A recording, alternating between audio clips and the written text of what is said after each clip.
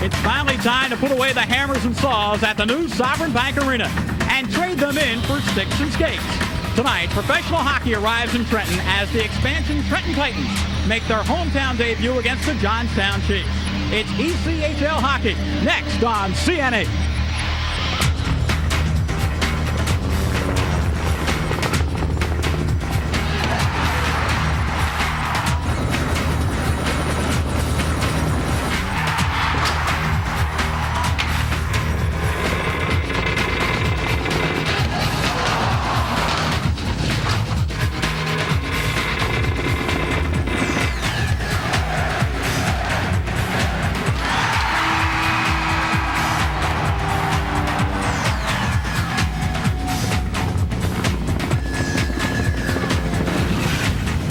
From Sovereign Bank Arena in Trenton, New Jersey, CN8 Sports presents the Trenton Titans. Tonight, it's the home opener for the Titans as they take on the Johnstown Chiefs. Hello again, everybody. I'm Mick Moninghoff, and welcome to a sold-out Sovereign Bank Arena. Over 7,000 will be on hand here tonight to see the curtain go up for the Titans in their brand-new building. Now, the Titans are actually looking for their first win in the ECHL. They opened on the road last night in Johnstown, but they took one on the chin. Well, in this one, things started out a little bit rough, and then 3-3 after 2 periods, but the final 5-3 as Johnstown got a very late shorthanded goal to put that one away. Well, this evening I'm joined by Pete Caggiano. Pete, longtime official and hockey aficionado here in New Jersey, joins us on CN8. And Pete, the level of competition that we'll see in the ECHL from the Titans is pretty good. The goal of this league is to prepare the players so that they can compete at the next level of competition, whether that be the American League or the International League. Some of the players we'll see tonight, and quite a few throughout the year, are under contract to an NHL squad or their minor league system. Here we take a look at the Philly connection. Keep your eye on Skurbat. Just 19 years old, came over from Russia this summer. The Flyers really have their eye on him. The Islanders have 3 fellows also coming in tonight's game that they're keeping their eye on. And they subscribe to the system that bigger is better. All 3 over 200 pounds, over 6 feet tall. Well, we'll see which way the Titans go tonight. Their coaching staff say that they can do it with size in the corners. They can also do it with speed. We'll see how they come out flying here as we are just moments away from play introductions and a lot of hoopla and electricity in the building tonight. It's going to be a great one. The Trenton Titans taking on Johnstown. We'll be back with pregame festivities as they continue right here on CN8, so stay with us.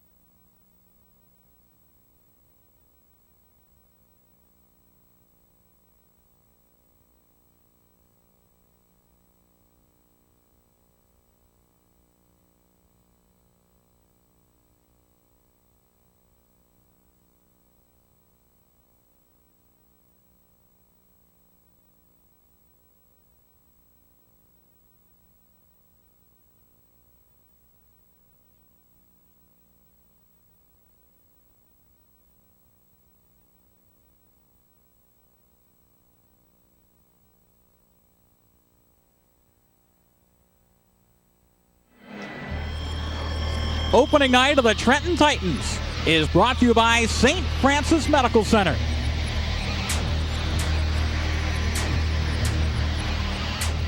Well, hello again, everybody, and welcome back here to Sovereign Bank Arena as a capacity crowd in Trenton is expected. A sellout of 7,850 still filing in, as the way I've understood it from day one, they said you better have your tickets a long time ago because you're not going to find a seat, Pete.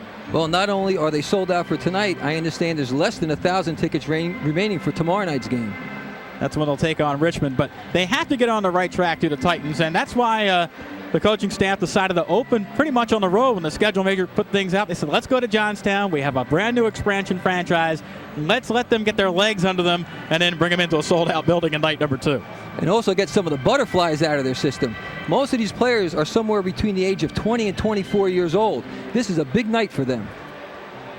Well, you see the Titan jerseys already out in full force. didn't take long for the experts in marketing to make sure the youngsters get their hands on the Titan jerseys. Youngsters, make it everybody. It's a sharp-looking jersey. Now that's the home version, and the Titans will wear black on the road. He hasn't even taken the tags off the hat. It's like that championship hat. You know, they come right out of the box with the tag on them. Well, they have a long way to go when you talk about a championship. 0-1 this season, coming off a 5-3 loss last night in Johnstown. But when we spoke with Brian McKenna, who is the general manager of this team, he says he's really excited to be having a team in this vicinity because he's very close to a lot of NHL cities. Brian made that point the other day, and he's absolutely right. You're within a driving distance of 5 NHL franchises. That means anytime a scout or a general manager happens to be at an NHL city, very convenient for them to stop in here on an off night and take a look at the Titans. The other thing that he told us was that it makes for a very knowledgeable fan base because the fans will come out not only in full force, but they'll expect to see a good product. In a lot of the ECHL cities, like down south, well, they may not know maybe the fine points of the game. But when you're bringing in people from the metropolitan New York and Philadelphia area, the people are going to know what good hockey is. They're going to know what to expect. And the funny thing about it is, Brian McKenna said to us, and if the fans get on our players a little bit, that might be good for them. Well, you have a very knowledgeable fan base here. Between the Flyers, between the Devils, Ranger fans that live in New Jersey, this arena and this team is in driving distance of just about everyone. The Game 1 ticket in the left hand of that youngster there is going to be a collector's item for a long, long time. And they're banking on the same kind of excitement level that the minor league baseball team in Trenton has brought here to Mercer County. They're hoping that the same is true for the Titans. Well, there's a odd combination. They must be fans, because if they were players, they would not be that cordial to each other. The Parkway feud, or I should say the Turnpike feud between the Flyers and the Devils has existed for quite a while now, and it's one of the better rivalries in the NHL. Well, we have a chance to take a look at the upcoming Titans schedule in October. As we mentioned, only a few thousand seats remaining, about 1,000 seats remaining for tomorrow night's game right here at Sovereign Bank Arena against Richmond. Then October 22nd, Hampton Roads, one of the better teams in the ECHL, will try to do what they can at home. Then the road trip continues October the 23rd as the Titans go to Huntington, and then Wheeling on October the 30th. A lot of travel for the Trenton Titans as they are the most northern team in the Northeast Division of the Northern Conference of the ECHL. That was the one thing that some of the players told us at a media day just the other day, that the travel will be murder when you get to the middle of the season, but they're already expecting it. Well, Mick, especially at this level, they go by bus. They're not flown to all these cities. You get in the big coach and you drive. Well, they will get a chance to fly to a few places. Now the lights dim as play introductions are before us. As the Trenton Titans first ever home take on Johnstown. Let's pick up the public address announcer, Paul Spahala. Arena.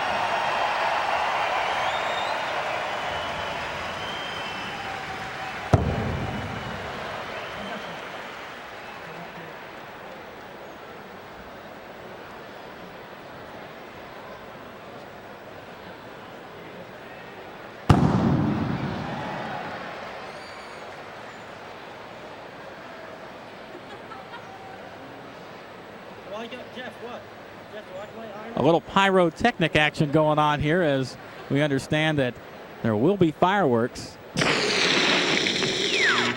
and also a little bit of a laser light show that will be taking place here at center ice.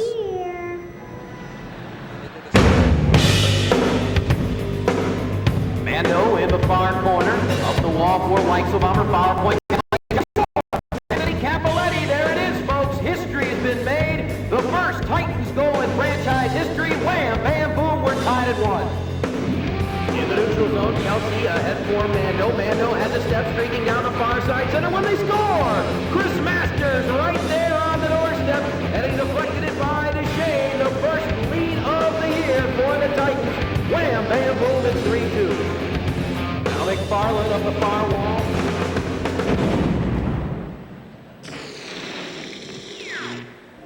There is no place like home. There is no place like home. There's no place like home. No place like home. Ruby red slippers, I think, are coming out in full force, and here comes the mascot, Clash.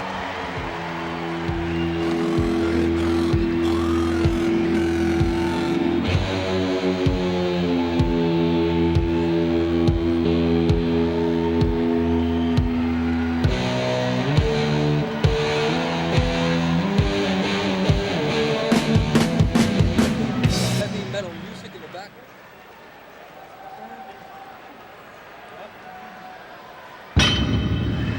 Festivities underway here at Sovereign Bank Arena. Every good franchise needs a good mascot.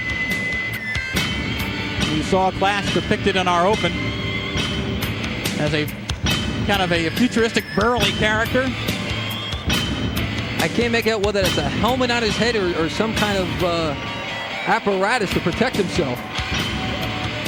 Well, he's a mascot of the 90s. He has the Ladies headgear. and gentlemen, now introducing your 1999 inaugural season Trenton Titans.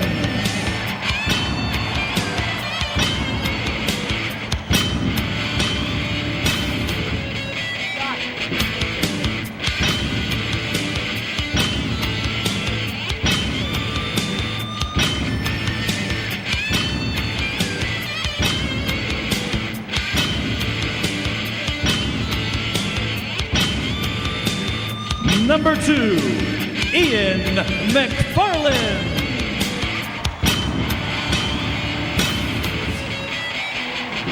Number 4, Anthony Cappelletti.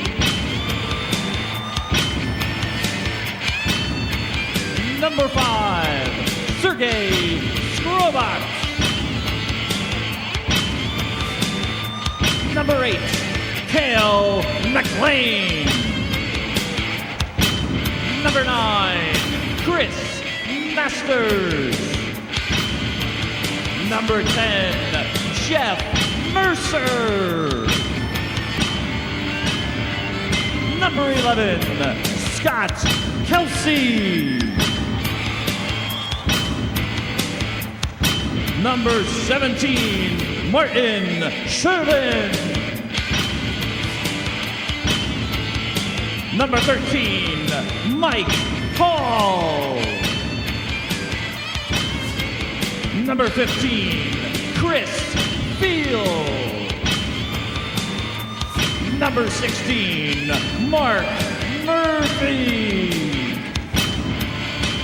Number 17, Martin Shervin. Number 18, DJ Mando. Number 19, Scott Bertoli. Number 25, Eric Weichselbaumer. Number 33, Ryan Brown. Number 29, Booyar Amadovsky. And number 30, Stephen Valakek. The head coach of the Trenton Titans, Bruce Cassidy. The assistant coach, Mike Haviland. Head trainer, Stephen Lipinski. And equipment manager, Pat Houlihan. Ladies and gentlemen, your 1999 Trenton Titans.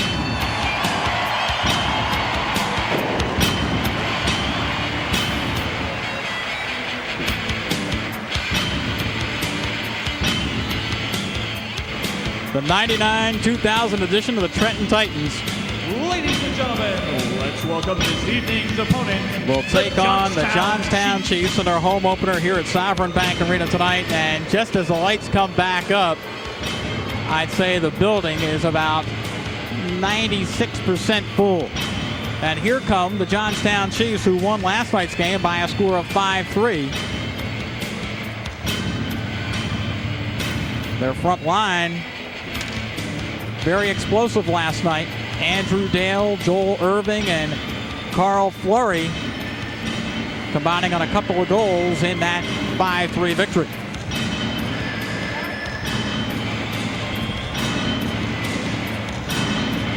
The Titans, though, do have a lot of experience on their front line tonight, the number 1 line. As both teams get a chance to get a little more skating time as the lights come up. Bruce Butch Cassidy, a 34-year-old head coach of a team that probably has an average age of about 25 for the players. So in a press conference the other day, we had a chance to sit down and talk with him, and someone said, you know, Butch, you're kind of like a father figure? Well, no, more like a big brother to these guys. That's what he said, Nick. He said, I'm not that old, more like a big brother, but I'm still responsible for each and every one of them. Coach Cassidy was able to bring in a couple players from the ECHL to beef up his front line here tonight. Now the crowd rising to its feet as we are getting set for our national anthem, which will be sung tonight by the Smithereens. Ladies and gentlemen, to sing our national anthem at tonight's home opener, celebrating 20 years together with a new album, God Save the Smithereens, which will be out on Tuesday, October 19th on Koch Records. Ladies and gentlemen, Jim Babjack, Pat Denizio, and Dennis Dykin, the Smithereens.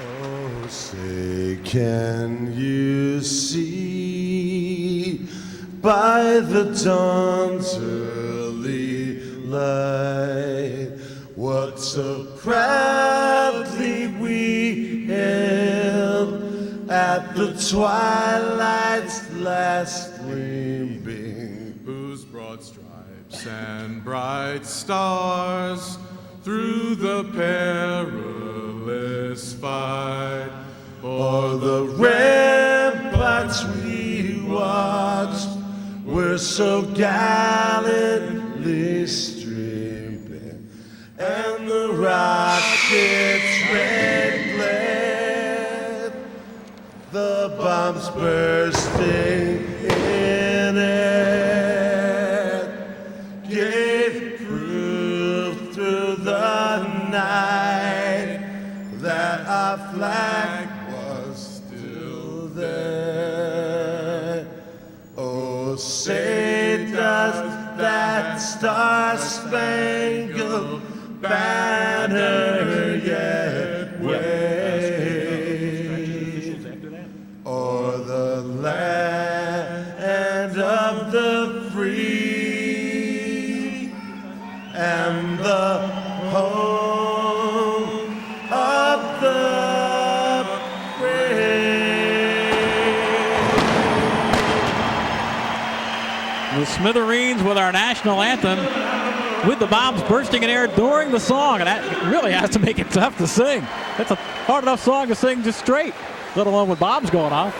And the three of them did a great job harmonizing very well. So the Smithereens with our national anthem to open things up here at Sovereign Bank Arena tonight.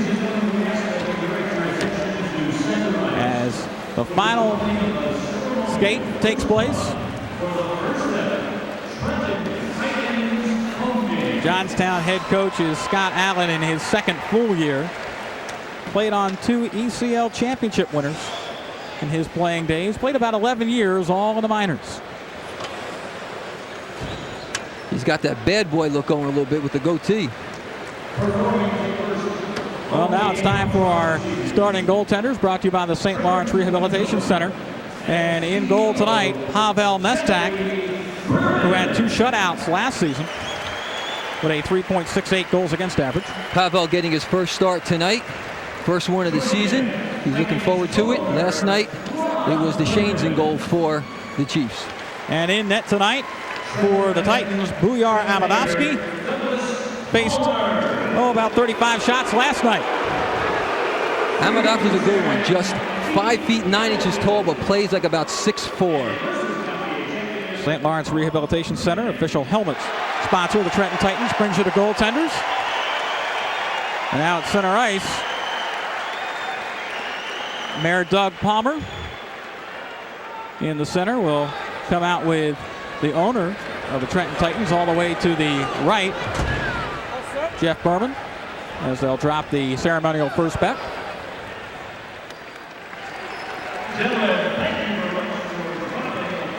Big night for everyone here in Trenton, from the mayor to the owner. Having a new building and a new facility to help the fan base and the city was truly a great thing. Mick, this is an absolute beautiful building. We had a chance to take a tour the other day during Media Day. This place is just as nice as any major league facility, just on a smaller scale. And a real hats off has to go to Rich Lisk, Jeff Mandel, and Jeannie Gallagher of the ticket office here for the Titans. They did a tremendous job selling out tonight's game. As we mentioned, the Titans will start Abadovsky in goal, as he had a tough third period last night, giving up 2 goals. And when I spoke to the Titan staff, they said they needed some big saves from him down the stretch, and they had a few, but maybe not as many as they would have liked.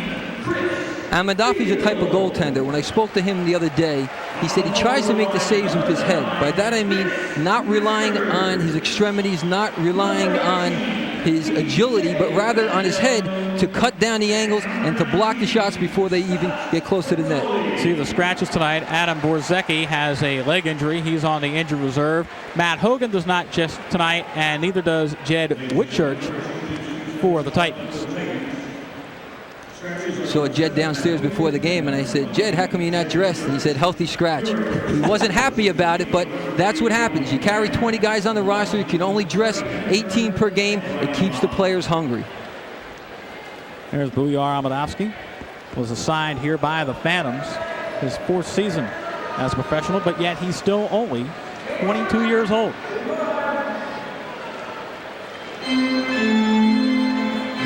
Last year he had 2 wins for the Philadelphia Phantoms in the AHL.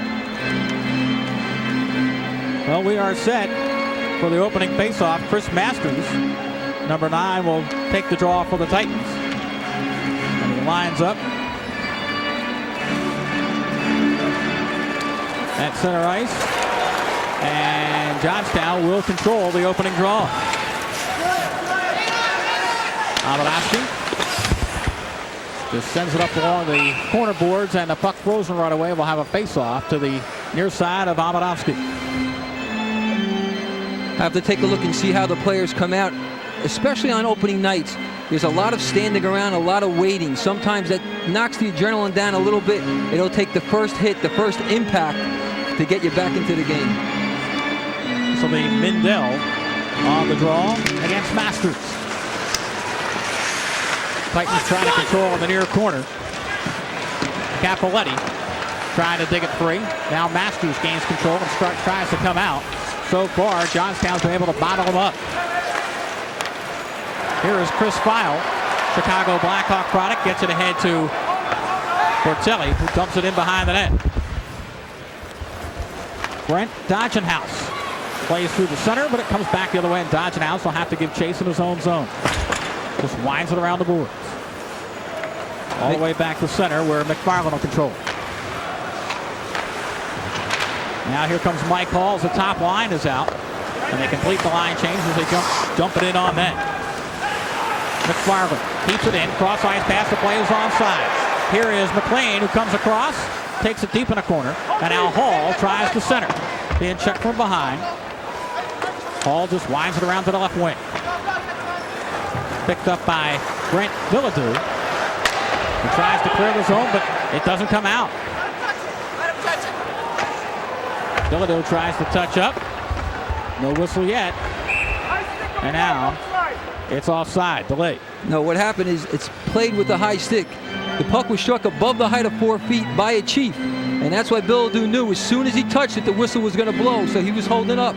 At the same token, he didn't want to give a free touch to the Titans so they can pick it up and make a good play. And that's why both players were standing there just looking at each other to see what they're going to do.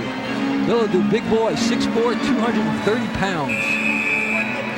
Abilito goes to the bench after touching up. The faceoff comes just outside the zone where Martin Servin has the draw, and he wins it. Titans try to play in with McFarland. It was broken up. And it comes back the other way in a hurry with Matt Eldred. Eldred takes it all the way in a corner where he's ridden off on a nice hit by Ryan Brown, who's probably the biggest enforcer the Titans have. Now McFarland can't control, and Brown will try to go back on the far right wing corner. Has some help from Servin as they try to bring it back to the left. Wechselbaumer couldn't clear. And now Servin will go behind his own net. Threw it right out in front, and it was kind of dangerous. But Johnstown couldn't control. Frappier lost the handle. Wechselbaumer throws a front shot. It's deflected and goes straight up. Now Nasdaq just sticks the loose puck aside, but the Titans keep it in. Finally, it comes out. Andrew Clark tries to carry across the blue line. He's broken up, and it goes back to the neutral zone. Frappier will dump it in, and Johnstown wants a change. Skrobot tries to bring it out, lost the handle. Turn around, quick shot, and stick aside by Amadowski. There's a follow-up, just caught the pipe. Pretty good drive there by Shator. Johnstown tries to center the puck, and Amadowski just kind of gives a little flick away to Skrobot as it comes back the other way. There's a delayed penalty coming up here against the Chiefs. And as the puck is handled by Pavel Nestak, the delayed penalty is called, and one of the Titans is down back at the other end. It's either going to be a high stick or a hook. Going to call a hooking penalty. And I believe it's going to go against Ryan Shatours, who goes to the bench. Pavel Nestak will now see his first power play coming against him tonight. The officials, Brian Graham is the referee, Terry Hedenberg and Brian March are the linesmen tonight. And very slow to get up. That's Martin Servin. He caught that stick right around the face area. And that's why he has that towel holding his nose. So Shatours gets the gate. Goes off at 3:04 for hooking. And the Titans have a power play. Another look at it. You're going to see the stick come up. Right? Well, actually, the hook was called before. The shot to the face came when he went down and ran into the other player's skate. But the hook was when the stick was wrapped around his shoulder and pulled him down. Mike Hall will take the face-off. Back at the point is Skrobot. See if they draw it straight back. They'll take the draw against E.J. Bradley, who was formerly drafted by the Flyers back in '93.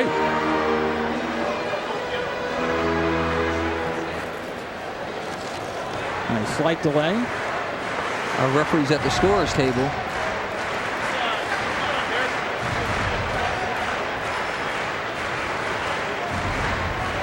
So the Titans are set for this power play, which is a Trigen Energy power play. But we appear to have a little conversation going on down near the official score.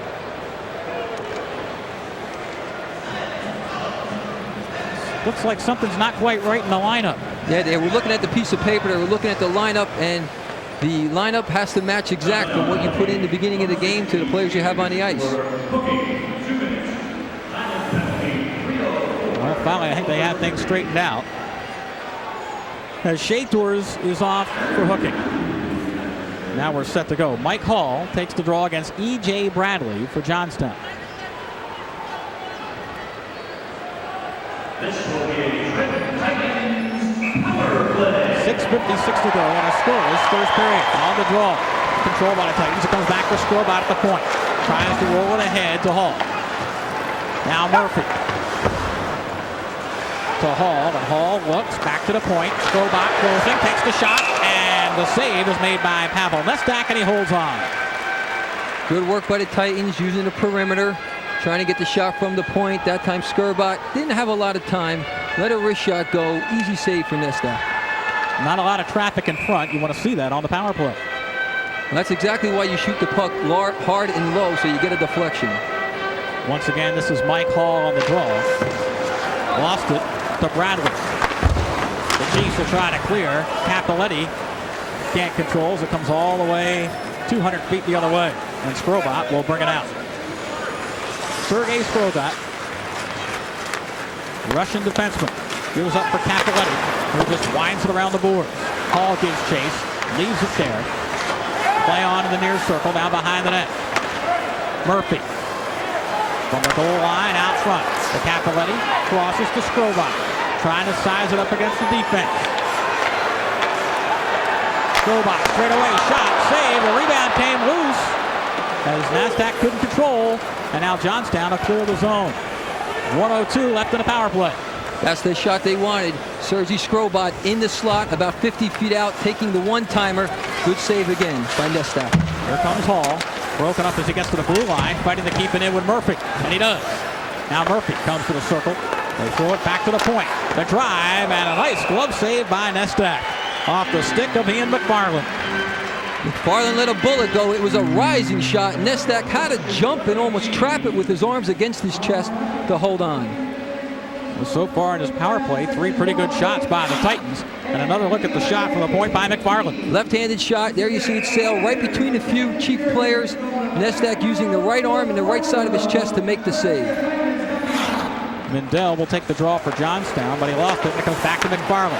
Straight away at the point. Ryan Brown tees it up. Nice sliding play at the fence to break that one up by Frappier, and it comes back the other way. Giving chase is Dodging Horse, and the Titans a little slow coming out. Mindell put a 2-line pass, and the play is called. Frappier giving up his body on that play, dropping down, blocking that shot from the point. That's what you do when you're 24 years old. You take those chances. Well, every good defenseman makes a nice slide once in a while. Bruce Cassidy, first-year head coach of the Titans, says he's really excited to put his stamp on this team. He's had a hand in bringing a lot of players here. Draws controlled by Trenton. And Brown will control at the point. Crosses for McFarland. Closing. Lets it go. Rebound is loose in a slot. One poke didn't go.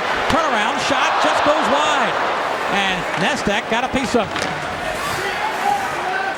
And now McFarland tries to keep it in. He just throws it all the way to the far right wing corner where Frappier will clear. And the power play has concluded. And Johnstown was able to kill it off. And Johnstown's also guilty of icing right now, and that's a little change I want to let our fans know. Although this is a professional league, they do not follow the NHL rule as far as icing is concerned. It's more of the college and amateur rule of automatic icing. So a defenseman or a defensive player does not have to touch the puck once it crosses the goal line. You saw Frappier, who had the big play on defense to knock a shot away, and now the Johnstown defense has to tighten up again. And the draw this time, Frappier will control behind his own net. Titans with Mercer, a good check, trying to keep the puck in the zone. Now here comes Fleury back the other way. Just rolls it in behind Hamadowski, who took his time getting that puck to the blue line. Johnstown will keep it in. And Capoletti has to go back behind his own net. Capoletti tries to play through with Massey. Trenton's broken up. The puck is loose, and who's going to get there first? Mike Mader decides to play the man. And now Mader gets into a tussle with Fleury. And we got a Fleury going on. Carl Fleury and Mike Mader. And the second battle going on right in front of the Titans bench. That is Jeff Mercer involved in a little fisticuffs as well. And no retaliation coming from the Johnstown player. No, I got a hunch Mercer's going to get quite a bit of penalty for this one, because the unwritten rule in hockey is once you put your guy down, you back up. He went after him a second time. Well, no retaliation from Matt Eldred. And maybe that's why he has the A on his chest. He thought better of it. Discretion is the better part of valor. Here we're going to see how the whole thing starts.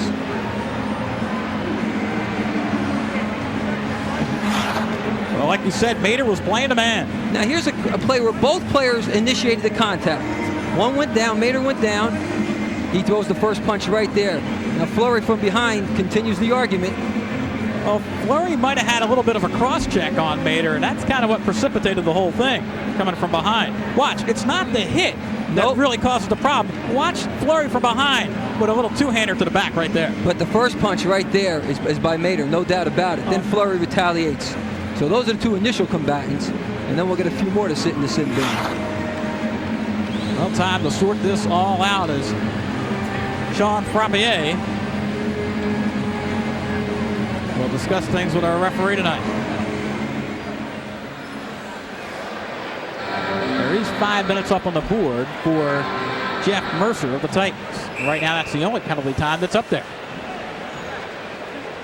Johnstown penalty, number 22, Fleury. So my guess is coincidental minors will negate each other in a 5-minute major on the one side.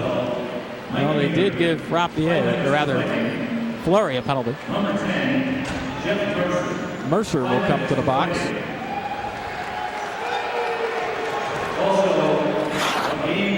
Well, I've heard of Ichabod Crane, a headless horseman, but never a headless defenseman. And Mercer got a game misconduct, and that's the reason why. He clearly went after the player wanted no part of the fight.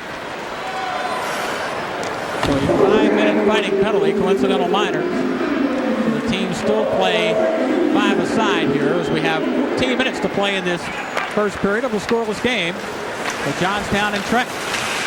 Johnstown breaking in, shot on Amadowski with a nice save. First time Amadowski's been tested tonight, and he comes up big. Shot from only about 10 feet away. Had to be quick on that one. Another look at it here as Johnstown just kind of broke right in. Well, Johnstown does have the man advantage. Here a little misplay right there, and that's Corbett misplaying the puck. Quick shot. Acrobatic shot as he's falling down and gets off the right-handed shot. So a 5-on-4 situation for the next 4:34. And here come the Titans. This is McLean, who comes across the line. He's pulled down, no call. And Frappier will have it behind the net. Last night, the Chiefs 1 for 6 on the power play. Across the line, Billadu rolls it for the centerman. Shatours kept it at the point. This is a long penalty kill, a 5-minute variety for the Titans. We'll see how well they do. Back to the point. All the way for Billadu. Oh, and the Titans break it up and get it out of the zone. Good play there by McLean. And Mick, because it's a major penalty, even if the Chiefs were to score, the man stays in the box. He sits the whole 5 minutes. Here come the Chiefs. And notice all the white shirts around the puck carrier. Nice job of back checking by Bertoli and company, and the Titans get a line change. The Trident power play shows 3:33 for Johnstown with their advantage. A scoreless game with 12:40 to play here in the first, and this puck just shot in from the blue line. In a hurry, Bradley gives chase, tries to set up a play. Back to the point, Frappier. Frappier holds with Dale. Andre Dale at the point. Tight box, shot, stick aside by Amadowski. Amadowski was able to see that shot all the way from the point. That's why he was easy to make the save. The Chiefs almost give it away. Bradley throws it back to the point. The drive goes well wide by Valinga. Frappier rolls it along the boards. Back to Frappier for a slap shot. Rebound. Nice save. Amadowski. Oh, they had a man on the doorstep, but they couldn't pull the trigger. That was a great save by Amadowski. He was down. He stuck out the right stick and held on, or I should say, stopped the second shot. Just outstanding save in the crease. Andrew Dale was right there, but he couldn't pull the trigger. And Amadowski comes up big. Well, they said he didn't get many big saves last night when they needed it in a clutch situation. He just came up with one here with 2:33 left in his power play for Johnstown. And first he had to make the initial save. Then as the rebound was sitting right in front, he drops down and extends his right arm right there. And you see with the shaft of the stick, that goalie stick is about 3.5 inches wide at that point. He makes that save. Amadowski just stoned Andrew Dale, who had a goal and 2 assists in last night's game. So Amadowski, Philadelphia Phantoms property, comes up big here. Still scoreless with 11:45 to play, and the faceoff will be to his right. We'll be back in just a moment.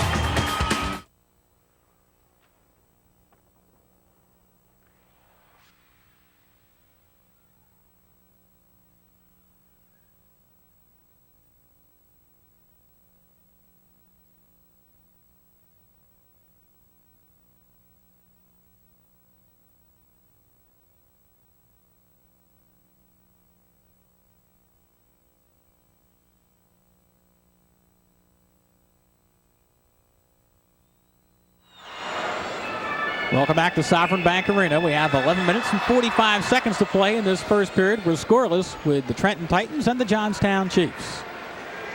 Hope you're enjoying Titans hockey on CN8 tonight. The faceoff is to the right of goaltender Bujar Amadovsky. And Hall wins the draw for the Titans. Cale McLean tries to clear the zone and does. 2 minutes and 23 seconds remaining on this advantage for Johnstown as they try to come out. Here is Mendel. Chuck Mendel along the boards, just rolls it in. Amadovsky's there first.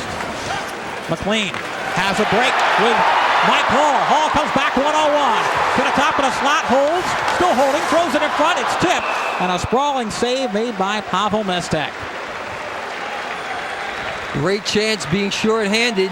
I don't know if you want to do that too many times, but that time Hall sees the opportunity, came down the right side, had no angle, so he slows up. He waits for some help. You're going to see him come one-on-one with the defenseman. Defenseman forces him wide. That's Bulladou forcing him wide. Now the pass in front, but it's deflected off a stick, and an easy save for the goaltender Mestak. Well, Hall had 12 goals and 25 assists last year in the International Hockey League with Indianapolis, and he almost connected shorthanded there. Face-off is into Johnstown end.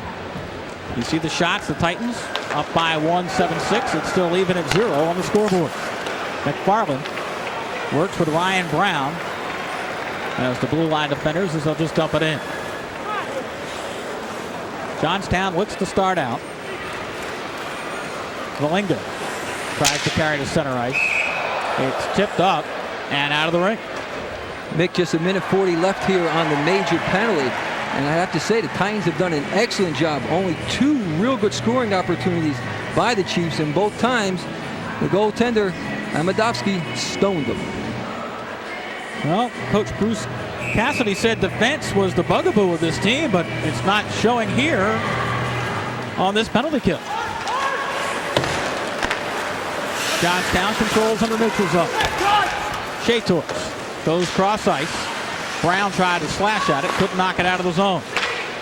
It comes all the way back to the point. Cross ice pass. Eldred goes rink wide. And now back to the slot. Shot saved by Amadovsky. Good drive by Jeff Sullivan, but Amadovsky equal to the task. Again, Amadovsky coming up to the top of the crease to cut down the angle. Nobody screening him. He sees the puck all the way. That's the kind of shot the goaltender wants. That's an easy save. He follows the puck from the left side to the right side. Now creeps back up, closes the pad, scoops up the rebound. Also, good recognition by the Titans defenseman to kind of stay out of his way as well. Well, that's communication. That's yelling and screaming. We can't hear it here, but the players are constantly talking to each other. 1:10 left on this Johnstown power play. They had the advantage for a full 5 minutes. And they really only had one good scoring opportunity, and this puck is shot into the crowd. Ian McFarland trying to clear. And he almost hit Shutout on the way out. Shutout readjusting his helmet there after the hit. It got knocked way in the back of his head.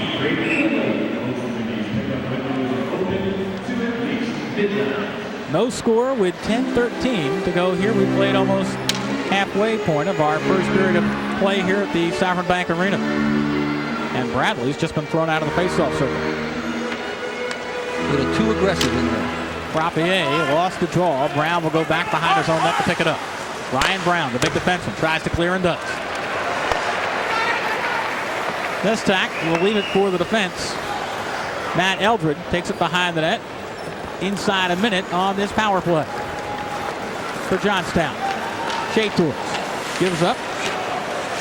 Bradley comes across the line. The Chiefs control along the near boards. They try to center the puck. Chase Horse was nowhere near it. Brown couldn't clear for Trenton. Now Ryan Brown gets it ahead, and Mike Hall will shoot it to center ice.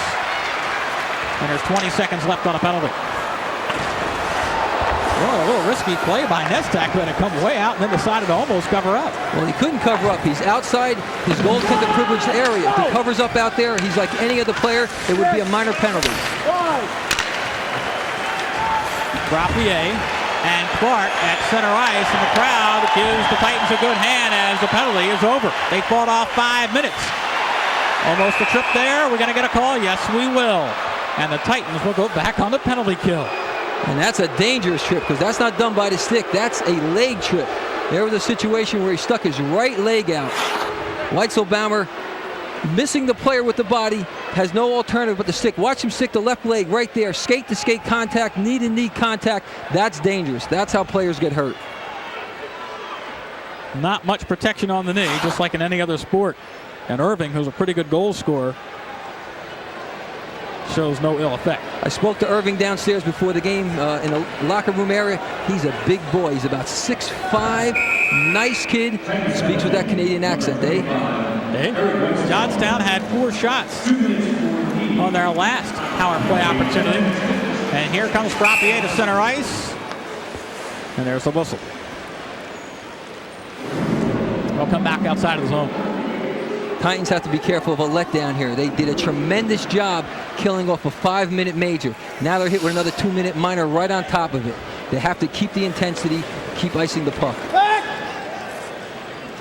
So, in essence, outside of a couple seconds, 7 straight minutes on the penalty kill for the Titans. And now we have a whistle and interference behind the net called on Johnstown. Johnstown's not happy about the call, and I can understand why. Andrew Dale called for interference.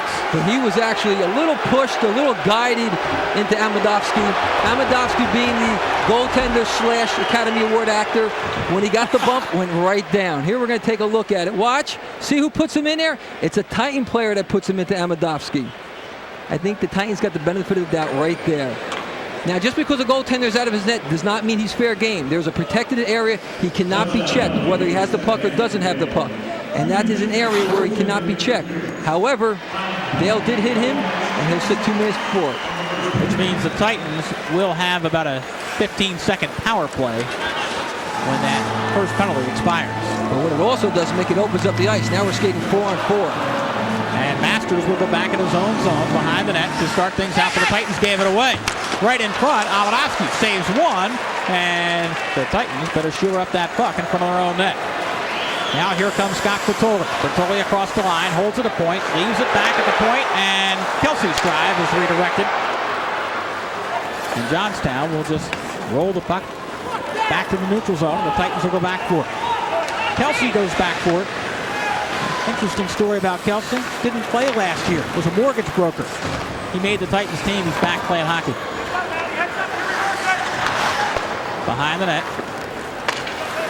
Johnstown looking to take their time and start out. I think they're a little bit wary of the 4-on-4 situation. They realize the number 1 line is out there for the Titans, and Hall is getting chased. They're definitely being more deliberate in this situation because a giveaway can really be costly. Well, here is Brown, who has a big drive, and he just throws it in with a wrist shot.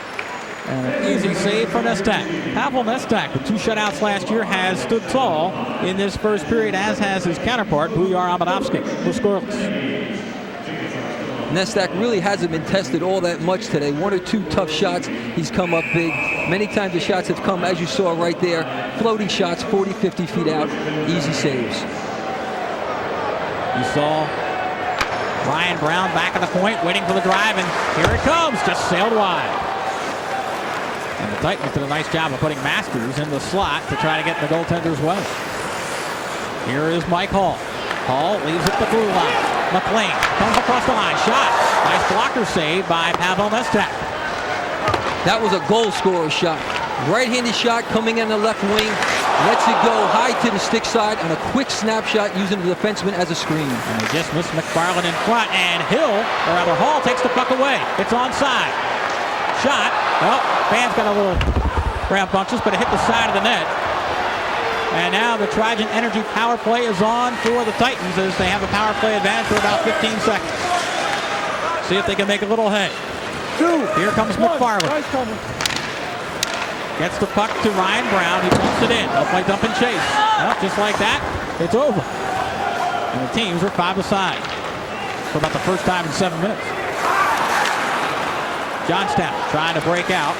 Pass too far ahead, and Strobot will be there first. Here come the Titans. Across the line. Oh, that shot blocked by defense. And a little heavy hitting going on right now along the far board. Right in front, backhand, stop, save, and the puck is loose, and they'll do a nice job of covering up as they shove it under net stack to stop play. Almost a goal there for the Titans, and the tempers start to flare again, but I don't see any penalties going up. I don't think you'll see any this time. If they just separate nice and easy right now. Again, Nestak making a very nice save, but it was Jeff Sullivan, number 8, the defenseman, who did a tremendous job of taking that puck that was in the goal crease and sliding it underneath Nestak to hold on for the whistle.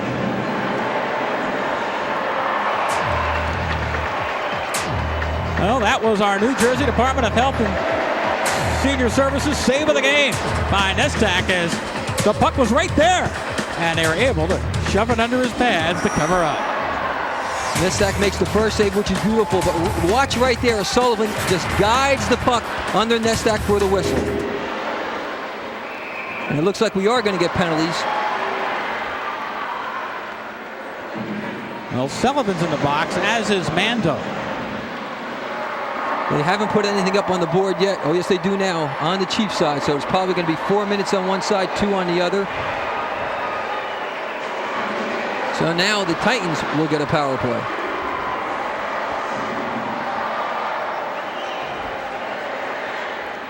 Well, the Titans will have the advantage here as we have 6:15 to go in this first period. It's a scoreless first period. And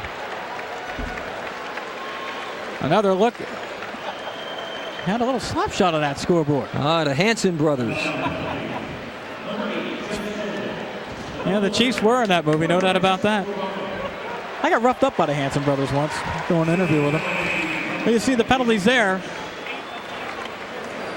Johnstown picks up 4 minutes, and the Titans have a 2-minute advantage. And here's your Trident Energy power play. Capoletti goes behind the net. 0 for 2 are the Titans. Power play situation. But then again, that power play was only 15 seconds. They did a nice job to get a couple quick shots away. Well, Mark Murphy plays with Strobot, who tries to carry ahead for Bertola. Bertola gets by the defender, walks on in, wants to throw it in front. Ooh! Capoletti couldn't pull the trigger and it went wide. Now Murphy rolls it out front, but nobody's home, and the Chiefs will clear. Capoletti hit the puck with the heel of his stick, didn't get good wood to the shot, and shanked it wide. Murphy wants to play through, and he just missed McLean. McLean's got speed, goes behind the net, takes a heavy hit, but play continues. The puck stays in. Titans try to keep it in. Bertoli does. McLean goes behind the net, but can't get there. It went right off the back of a Johnstown player, and finally, the Chiefs clear. Amadowski comes out, to keep the puck alive. Andrew Dale tries to tie it up at center ice, see if he can freeze it for Johnstown. 38 seconds left in his power play for the Titans, and the puck finally comes free. McFarland plays ahead for McLean. Al McLean winds it around the boards. Will it come back to the point? Well, it's broken up momentarily, but now here is Brown. Ryan Brown gives up for Hall. McLean, one-timer, slap shot, nice save. Nestak was right there and hit him right in the midsection. Wow, what a save by Pavel Nestak. That shot almost knocked him down. McFarland tries to keep it alive and does. 2 seconds. The Trident Energy power play expires. Another great scoring opportunity for the Titans on that power play, but we're still scoreless with 4:09 to go here in the first. You couldn't ask for anything more. McLean from about 15 feet out, dead center, let the shot go. Great save by Nestak. Risky play. And here comes Weichselbaumer. Weichselbaumer across the line. Nobody with him as he rolls it into the far corner. And now Masters wants to keep it in and does with Kelsey. Back behind the net. Nestak watches Trenton get there first. And we're going to have an interference penalty, I believe. Oh, that was obvious. That's almost like a pick play in basketball, where your player has the puck and he gets knocked off by the other guy. Well, we'll take a break. We'll be back in just a moment here to Sovereign Bank Arena, so stay with us on CN8.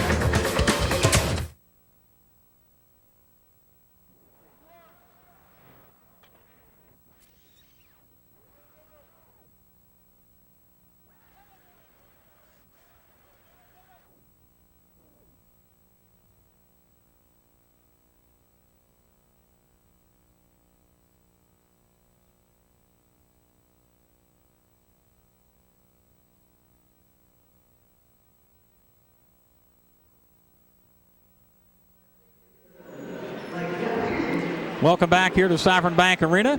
No score with 3:40 to go in this first period. The home opener for the Trenton Titans. Well, we've had some pretty good action so far tonight.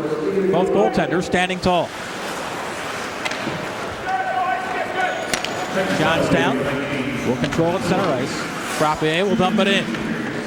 Andrew Dale, who had a goal last night, is chased. Titans try to clear, and the puck kept in at the point. Good job by Mike Valenga to keep it in. On the power play, Johnstown has a minute and 28 advantage. Trying to walk it up right along the goal line of the Chiefs. And somebody broke the stick behind the net. Now it goes right out in front, and the Titans will clear. And Nick, before the game, you were asking me about the sticks. Even the fiberglass ones break, as you just saw. Nice play by McLean to keep this in. Short-handed shot goes up and over the net. And out of the ring. Well, McLean is a goal scorer, no doubt about it. Again, right-handed shot coming in on the left side, trying to take that quick snapshot. That time deflected high into the crowd. A Middletown, Nova Scotia native. Testing Nestak that time. We got a piece of it, and since he deflected it last, the face-off stays in the zone. To Nestak's right. Just 1:04 remaining in the power play. Again, great job done by the Titans tonight, King. Power play after power play. Murphy lost the draw here as the Chiefs will take it behind the net. A man down. Ooh, nice hit along the boards. Just on a roll in front. McFarland will clear, but it stays in. And Shator's lost his helmet. Here comes Murphy back the other way. Tries to set up Mike Mader. 2:17 left in the period. 36 seconds on the advantage. And I think we're going to get a delayed call as Nestak comes to the bench. No goal there. A delayed penalty, and tempers start to flare, so the lines begin to break people up. It's going to be a roughing penalty, but now the players are into the game. Now they're feeling their oats. Now they're comfortable with what's going on the ice. The butterflies are now gone. They're starting to take some hits. They're starting to take some shots at people. When we talk about some heavy hits, here's one right here as Mader gets involved with the rock of the game. Mader from WHTG Radio, 1410 AM, the rock of the game. Whoa. And it was like hitting a rock. I think so. Ryan Brown up on the dasher. Well, he had the guy lined up all the way. I don't think the Chiefs saw it coming at all, and it was nailed. Well, you see the hits, almost even. The Titans up by one in that department, 5-4. So Mader goes to the bench. And here comes Valenga. Throws it in front. Oh, the shot never got away as Fleury had it roll off the stick. Johnstown tries to force the issue. It's tipped and goes straight up. And a pretty nice job there to get the puck back to the blue line. Frappier holds it out front. Looks for a man closing in flurry. Back to Frappier at the point. Just rolls it in front. It's loose. Bertoli had it roll off his stick. Andrew Dale tries to control. Dale tries to freeze the puck in the zone to get a face-off. And that's exactly what he did. Oh, little fisticuffs going on with Dale. And also Chris File. But he's only going to take Dale. File will not be called. Dale's going to sit 2 minutes for this infraction here. Players just bumped. They came together. File, a Chicago Blackhawk property. 21-year-old native. This obviously does not make the Chiefs happy, as both guys were pretty much equal in their energy level, both giving each other a shove. But the first shove came from Dale, and that's the guy who's getting called. 1:22 to go here in this first period of a scoreless hockey game in Trenton at the new Sovereign Bank Arena. Treated some pretty good play in goal by Amanovsky and Nestak tonight. The only person that's been busier has been the penalty timekeepers in each box. I think you're absolutely right. McFarland has the puck for the Titans. Brings it to center. Plays ahead. Return pass for the goal. And just getting a piece of it is Nestak. Ryan Brown, the defenseman, likes to put the puck on net. What he does, he slides it right across, hoping for a tip-in, hoping for a redirection. But Brent Bilodeau, again, the big defenseman for the Chiefs, just ties up his man enough so he can't get free and redirect the puck. Matt Eldridge puts the play on as he rolls it in behind the goaltender. The Russian, Dmitry Terabin, broken up, and the Titans will come back the other way. Here comes Masters. Masters across the line. Unprotected shot, score! Chris Masters opens the scoring, and Trenton leads it 1-0 with 38 seconds to go here in the first. Nice play by Masters. Calm, cool, collected, doesn't rush his shot, takes his time. Scores the first goal of the night with just 38 seconds remaining here in the first period. What a boost for the Titans. Had a great 4-year career at Boston College, and he shows why here. Fakes the first shot, splits the defenders, and then lets it go, and watch where it goes. Right between the legs. Nestak overcommits with the left pad. He moves too quickly with the left pad, anticipates a harder shot. The puck beat him between the legs. And for Masters, that is his second goal of the season, as he had one in last night's loss to the Chiefs. But here he opens the scoring 1-0 with 38 seconds remaining here in the first. And there's the goal scorer's pose. Both hands raised in the air, triumphantly celebrating what he just did. Time of the goal, 19 minutes and 21 seconds. As we mentioned, it's the second goal of the season for Chris Masters, who had 13 goals a year ago at Boston College. On the draw, the Chiefs will control as McKinney will just dump it in. 30 seconds to play here in the first period. Murphy banned, almost left it in the slot, and File has it deflect off the skate, and finally Trenton gets it to the red line. Right now, Trenton's just looking to kill these last 15 seconds. They want to go into the locker room up 1-0. Time winding down, back to the point. Shot is deflected, and it stays right in the slot. Finally picked up by Johnstown as though clear. Dodging Horse gets it to center, just winds it in. And time expires here in the first period, but not before Chris Masters scores a goal with 38 seconds left. And it's a 1-0 game for the Trenton Titans. That goal brought the crowd back into it. Now they go into the locker room, they regroup, they come out ready for a second period.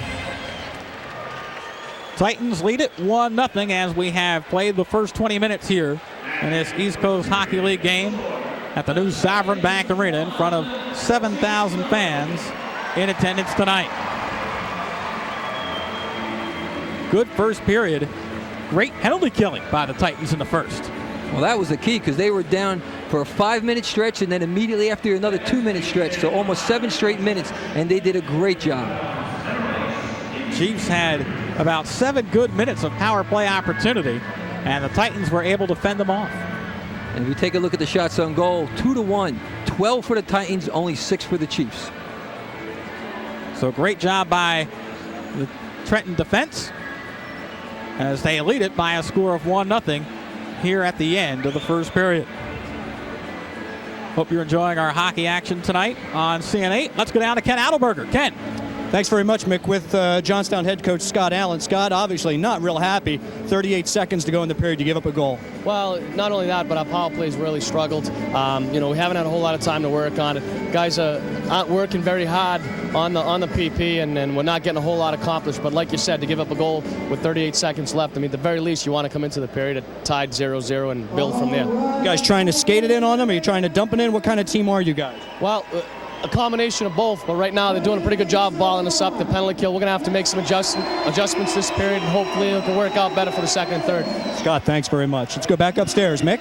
All right, thanks very much, Ken. We have played our first period, and the Trenton Titans lead Johnstown by a score of 1-0. Well, stay with us as you'll get a chance to meet the Trenton Titans in our intermission feature. We'll come back in just a moment here to Sovereign Bank Arena. Stay with us.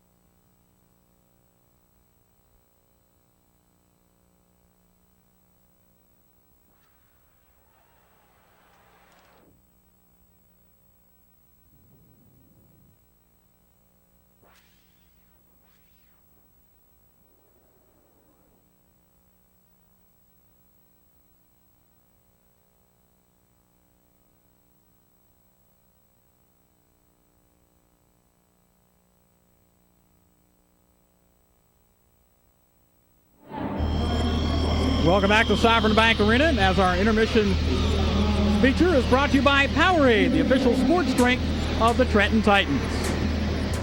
Well, right now the Trenton Titans lead by a score of 1-0 over Johnstown as they get a goal with 38 seconds to go from Chris Masters remaining in that first period. Well, right now time for our feature brought to you by Powerade, and earlier our producer Sean Sperry had a chance to sit down and talk with the head coach Butch Cassidy as he gives us a little insight as to the brand of hockey we'll see in the East Coast Hockey League from the Trenton Titans. So without further ado, let's get his comments and meet the Trenton Titans.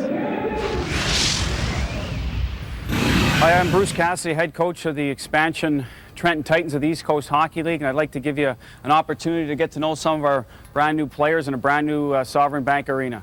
The strength of our team this year, I believe, is going to be up front with our forwards. I think we've got a great mix of size, skill, speed, and strength.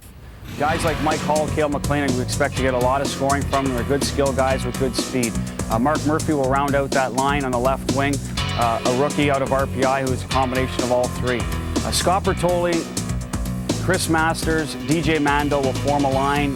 I think there's a good blend again. Scott Bertoli, local former Princeton player, is going to be a great pro.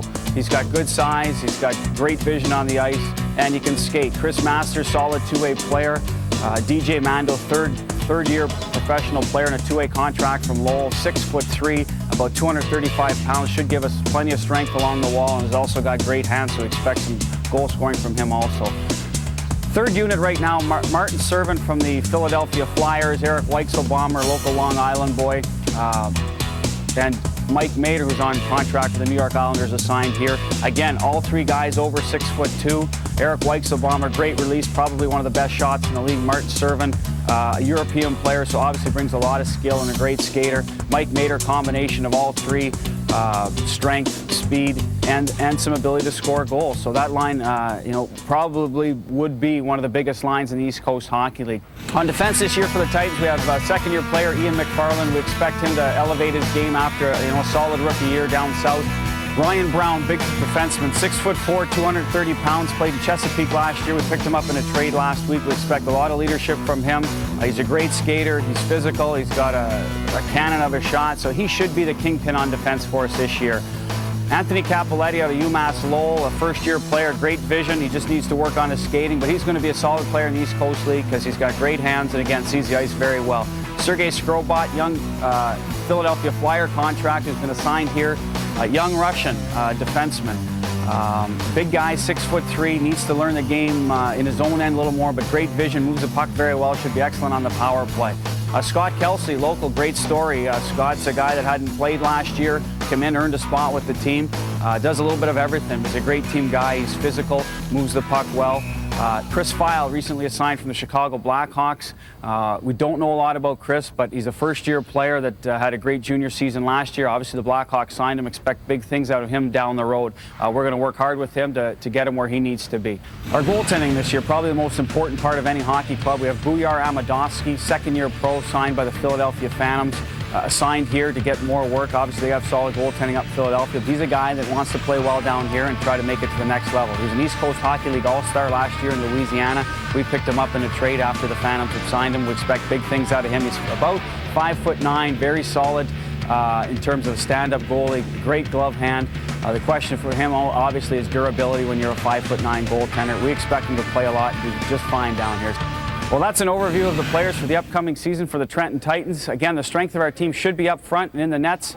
I hope we bring an exciting brand of hockey to the brand new Sovereign Bank Arena here in downtown Trenton. Thanks very much. Hope to see you all this season. Well, now you've met the Titans, and now you know the score. Trenton leads Johnstown 1-0 as the intermission feature brought to you by Powerade, the official sports drink of the Trenton Titans. Stay with us. We'll be back with more coverage from Sovereign Bank Arena here on CN8 in just a moment.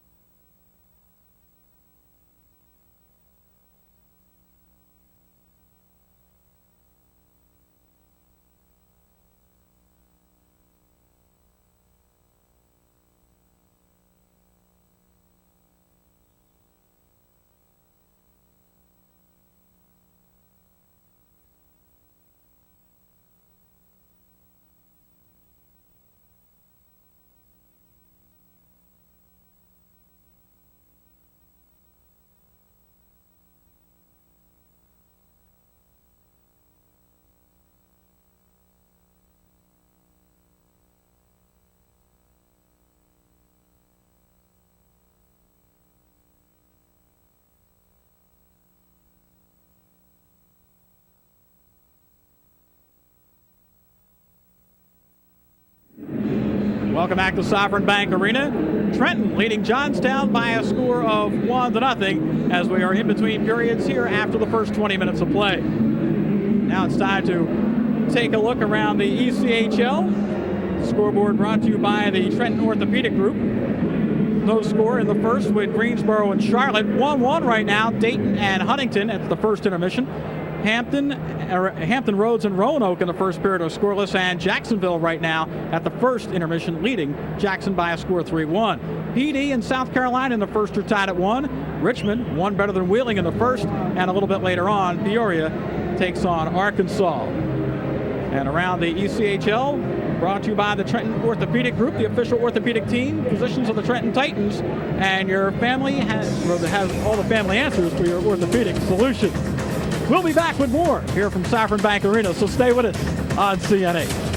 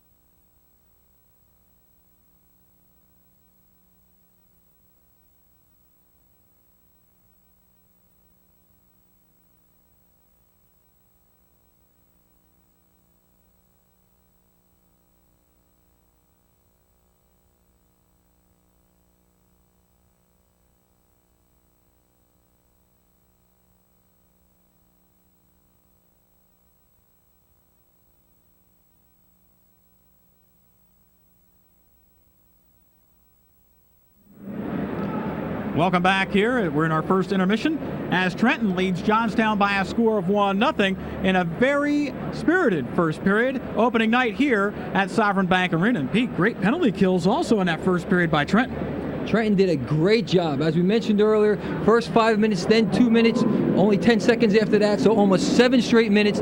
They did the job right to the T. Well, the Trenton Titans also came out shooting here in this very first period, and we get a chance to take a look at some of the highlights.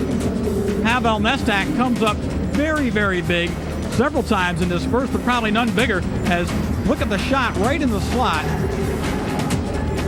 Weisselbaum almost got it in. Well, first he makes the save, but then great help by the defenseman there for the Chiefs to slide the puck underneath. And the pressure kept going, and a golden opportunity here just went off the heel of the stick for the Titans as well. Bertelli centers the puck, but he gets shanked right in front. Capoletti, the puck goes off the heel of his stick, and he goes wide. But then the first period comes to a close. A big drive and a score here as Chris Masters gets his second on the year. Masters shooting the puck, a wrist shot from about 25 feet out. Beats Nestak between the legs. Just 30 seconds remaining in the period. Gives the Trenton Titans the 1-0 lead. And the scoring summary, Masters, his second unassisted. And notice the time, 19:21, when you heard Coach Allen coming off saying he really hates to give up a goal that late. Let's take a look at our first period stats. The shots, the Titans with 12-9 in the advantage, and they had more scoring chances. The thing that stands out, though, both teams not doing well on the power play. The Chiefs 0 for 4, the Titans 0 for 3. Both coaches have to be upset with that statistic. The faceoffs 1-2, 18 for the Titans, and when you look at that, when you control the puck on the draw, you usually control the game.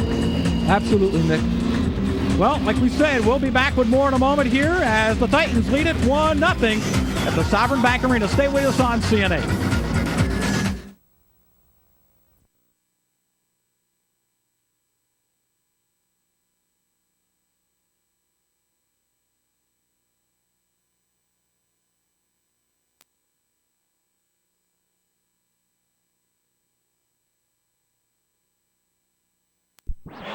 Welcome back here to Sovereign Bank Arena as the Trenton Titans lead it by a score of 1-0 over the Johnstown Chiefs. Hope you're enjoying our coverage on CN8 tonight.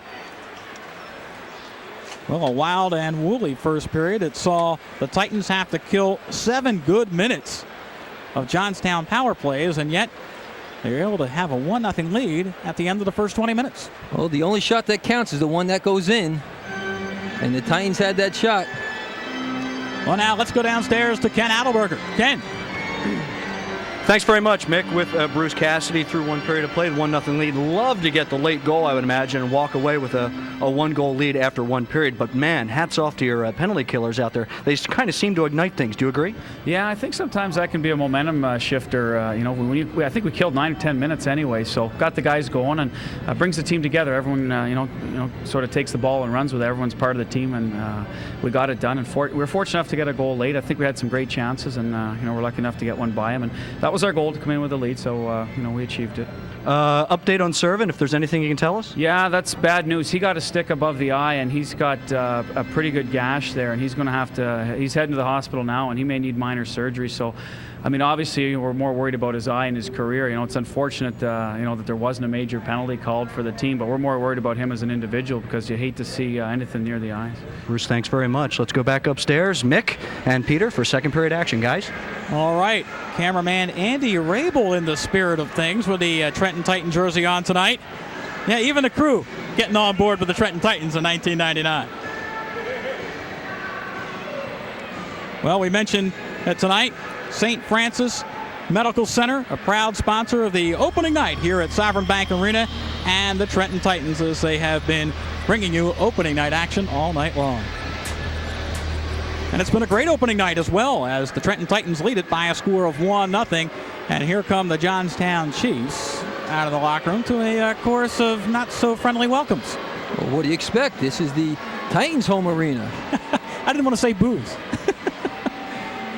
But still in all, Trenton Titans doing a great job on, I can't say it enough, on penalty kill tonight. I mean, when you have 7 minutes.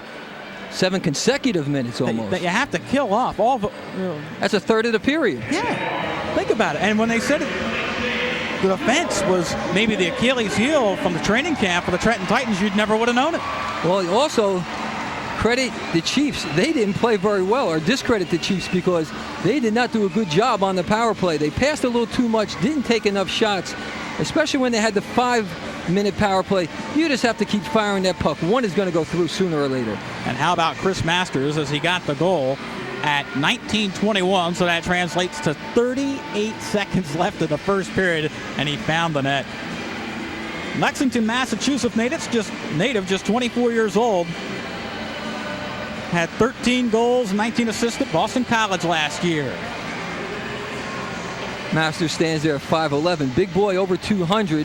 You see last season, 13 goals, 46 penalty minutes. He's an aggressive player, and you saw that even on the goal that he scored, he drove to the net. He's not the kind of player that's going to hang back, whether he's playing an offensive role or a defensive role. He crashes the net. And twice he led Boston College to the NCAA title game. So you know he's played in big games and has to make Bruce Butch Cassidy pretty proud, as he coached last year at Indianapolis in the I, and he's trying to move his players up to the I and the A. Nick, real excited about the crowd here and the whole atmosphere at the Sovereign Bank Arena. Trenton Titans have done a wonderful job putting on tonight's game. Well, like we said, we've seen some pretty good play, not only from the forwards, but from the netminders as well tonight, as we'll have a Trigen Energy power play to start this second period. There's 39 seconds of an advantage for the Titans. Both goaltenders signal they are ready to go, as we are set for the second 20 minutes here at Sovereign Bank Arena. Nick Monahan, Pete Caggiano, and Ken Adelberger with you tonight. And the draw is controlled by Ian McFarland of the Titans.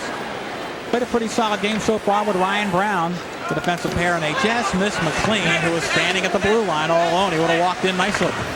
Well, that was the problem, Mick. He was standing still. He was standing flat-footed, had no momentum to carry him to the puck. Weichsel Bomber knocked that one down. Hall has it. Hall back to the point for McFarland. Closes drive. Oh, he hit the post, and it ricochets way up. I don't even think it made it to the third level. I think it went beyond that into the substructure. McFarland let that shot go. Left-handed shot from the point. Lets a shot go that hits right off the top of the crossbar.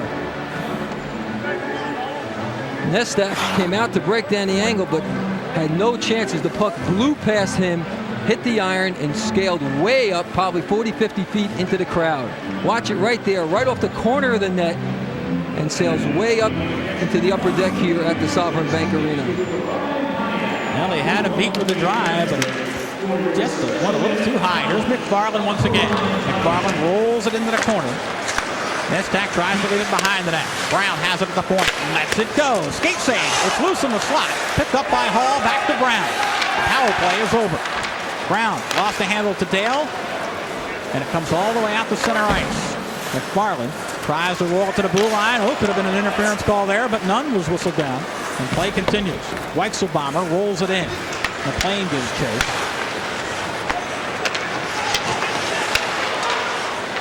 And Johnstown tries to start out. Here is Eldridge. Matt Eldridge. Broken up momentarily. Gets it to the blue line. And they miss Irving, who's a pretty good goal scorer, but he hasn't really got on the board tonight yet. They've done a nice job of riding him off the play all night long. Rink wide pass for Weichsel Bomber. The play is onside. Holds at the left circle. Now lets the drive go. Was knocked down. Back to the point. Oh, Cappelletti fan, but it's picked up. Mando throws it in front. Knocked down at the defense. And back in a hurry comes Johnstown. Mendel leaves it at the point. But the Titans clear. Brent Bilodeau just throws it to center ice where Cappelletti has it. Anthony Cappelletti's high drive, gloved by Bilodeau, who rolls back in his own end. Titans want to keep it in and do. Mando back to Bertoli. Rolls it in front. It's redirected by Mendel, and it goes behind the net. Titans doing a nice job of keeping the pressure on, Pete. And that's what happens when you keep the pressure on. You force the other team to ice the puck because they just need a way to relieve that pressure, a way to stop the game, slow it down so that they can regroup and get their act back together. Pavel Nestak has been forced to make 12 saves so far tonight. One got away from it. Titans lead at 1-0. We're in the second period, just underway. And on the draw, Murphy has it go off the stick, and it's controlled now by the Chiefs. Johnstown looks to clear. Murphy ridden off the play nicely. Bradley had it for a moment, but the Titans just dump it back in. Johnstown trying to come out. Finally they do. They put the pressure on Ryan Brown, who clears. E.J. Bradley barely got it to the blue line, and the Titans just dump it back in. And now this one comes out, no icing call. Both teams having a little trouble finding the flow, finding the pace here in the second period. Sometimes that 20-minute layoff in between periods can take a little out of you. Murphy tries to start out from behind his own net. Throws it all the way to center. It's deflected momentarily. Weitzelbaum will try to get there first, and the play is offside. Well, even though Mater was off his feet, he was sliding on the ice. His skates were over the blue line at the time the puck crossed the line, and because of that, the offsides is called. It doesn't matter whether you're skating or prone. It only goes by where your skates are at the time the puck crosses the blue line. Titans lead the Chiefs 1-0 here in the second. As Coach Cassidy sends out his number 1 line and Mike Hall with Cal McLean. And Weitzelbaumer will stay out there on this shift. Weitzelbaumer has played on the 3rd line most of the time in practice and in the first game last night.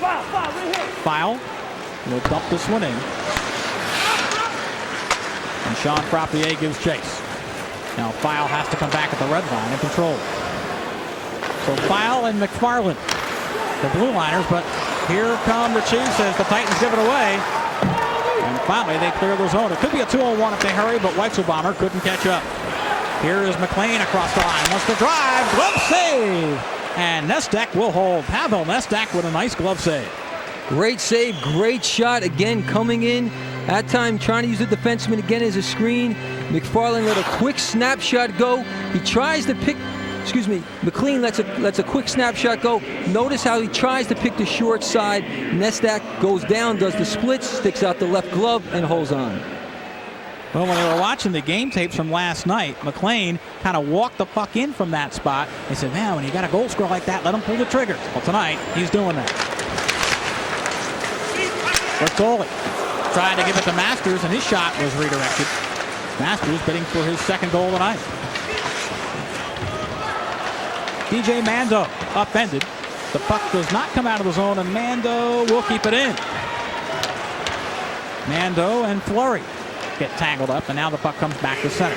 Masters thought about a shot from center ice and just wound it around. He took a hit, and the play continued. Back to the point. This one is redirected. It'll stay in play. Andrew Dale had to go off the stick. Matt Eldred will pick it up. Eldred to the center line. Broken up by Masters. And now Dale has it. Dale tried to send Irving away. Irving trying to get to the right circle. Knocked off his base. Just kind of shuffled it ahead, and I think we got a hand pass call. That's exactly what it is. And because the Chiefs committed the hand pass in the offensive zone, that faceoff will now come outside the blue line. Watch right there, as you see, taking him out with the skate. Corbett, the body check, but also a little bit of leg on leg, takes his man down. He gets away with it. Joel Irving, spoke to him earlier today. He had a cracked stick, and he said, I used this stick last night and scored a goal. And I said, yeah, but it's cracked. You can hear it. He says, I may try to tape it up and use it tonight. I don't know yet. And so far, it hasn't been lucky for him. The Titans lead at 1-0 as they come out of their own end. They try to send the defenseman, Strobot, away. He gets in the corner and tries to tie it up with Mike Mater. Strobot and Mater trying to knock it free. Finally, Johnstown has it, but they give it right back. And here comes Murphy. Murphy gives up for Mater. Mater at the point, rolls it in. Ooh, just whistled wide. Had a lot on it. And Johnstown comes out of its own end. Mike Belinga. At the blue line, Mater throws it ahead. No hand pass as it's touched up by the Chiefs. Johnstown looks to come across the line. They stay on side. Tarabrin, the Russian, had it roll off his stick momentarily, and now Beligna. Johnstown looks to start out. They trail it 1-0 with 14:21, and now they're going to play dump and chase a little bit. Dodging hooks, knocked down in the corner, and the fans like what they see. And here comes Murphy. Nobody picks him up. He's walking on in. Shot, save! Oh, Murphy had a golden opportunity, and Nestak got a piece of it. Wow, what a save by Nestak. Here comes Clark. Shot, saved by Ambanoski. And now Bradley in the slot gives up. This one rolls just wide as a man's on the doorstep. And that is Jason Spence, and he'll throw the leather in there a little bit. Sullivan tries to keep it into the point, and McLean comes back. 2-on-3, and Murphy decides to take the drive. No, trying to set up a pass for McLean, but a little too far ahead. Now Weitzelbaumer in the corner. Comes along the goal line. Tried to throw it out front and couldn't. Hall poked at it. Now Hall will pick it up behind the net. Centering pass to McLean, and Weitzelbaumer took a slap at it and it went wide. Brown trying to keep it into the point and cannot. The Titans will have to get back onside. McFarland. Ian McFarland to the blue line. Carries on in, throws it in front. Ooh, and they call the trip. They will, as McFarland was taken down, and the goaltender got hurt as well on the collision in the crease. Well, McFarland got taken down, but he crashed. His skates hit Pavel Nestak right in the side of the head. He immediately flung off his gloves and grabbed his head. Here we take a look at him. The trainer rushes out. Pavel Nestak might have got cut a little bit on this one, but another look at it. Good scoring opportunity, but there was the trip. And you see the shin guard and the skate hitting him right in the side of the head. He's a little dazed, but he's a tough kid. I'm sure he'll hang in there. Well, Nestak had a 3.68 goals against average and 2 shutouts last year. He has played a pretty good game tonight. He has been tested 14 times. Actually 15 times, with 1 finding the net. 14 saves so far tonight for Nestak. And it'll be Jason Spence, the forward, who's going to sit 2 minutes for the Chiefs and give the Titans their power play here in the second period. Well, a couple of good scoring chances. Great save there by Nestak. He's falling down, moving back, makes the blocker save, and then right back the other way. Good left pad, sticks it out, makes the save. Ambanoski standing tall. And sometimes you might lose your concentration because the young goaltender really hasn't been tested here in period number 2. And when you see your team on the attack so often, you get a little rusty back there. You do. You have to keep yourself mentally in the game just in case that happens. Hall wins the faceoff. Back to McFarland, crosses to Brown. The Trajan power play for the Titans. Brown at the point. Gives up for Hall. At the right circle. Back to the top of the slot, and Brown fanned, and the puck comes out of the zone. 1:43 left on the advantage. Hall fed that pass a little too hard. Brown couldn't quite tee it up as it missed his stick on the one-timing slap shot. Across the line. Here comes Hall with a drop pass from McFarland, but he really wasn't in position to take it. Ooh, he almost gave up a shorthanded opportunity. As the Chiefs had Irving lurking at the blue line, hoping the puck came out. Well, Irving was hiding right along the boards. He was hoping nobody saw him. If that puck did jump out, he was all alone. Here comes Weitzelbaumer. He's broken up. And the puck is stood up at center ice. Oh, miscommunication, and we could get a hook right here. Nope, play allowed to continue. Looked like Fleury was going to walk on in, and he was being hooked from behind, and now play stops. A little miscommunication on the line change by the Titans. That's what happens when you're changing more than one player at a time. Sometimes the guy's coming off and going on, miscommunicate. That time the Chief had a break, and you mentioned how come no hook. Well, he kind of lost control before he had a chance to get a shot off. There was no harm by the hook, no penalty called. Watch, here in the middle of the line change, there's the hook. But he overskates. He's outside the blue line. You're not going to get that call. Not in a 1-0 game, not at this level of hockey. Okay, your former ref, I'll let you go. 46 seconds left on the advantage. Mando back at center ice. Cross ice pass for Capoletti, who will flick it in on goal, and there is Nestak to make the save. Now File straight away, lets it go. Pad save, a rebound in the slot. Oh, they try to get it on the goal line. And maybe a little bit too cute was Mando, as he should have maybe just turned around and taken the shot. Bertoli. Back to File. Straight away, walks on in. Shot. Save at the fence. Nice job by Ability to break him up, and here comes a shorthanded opportunity. 2-on-2 of Johnstown Hurts. Across the line, and fanning on the shot is the Russian, Tarabrin. Dmitry Tarabrin never got the shot away. That's a cardinal sin to have a 2-on-1. I can see him not getting the pass off, but not getting a shot off. There's no excuse.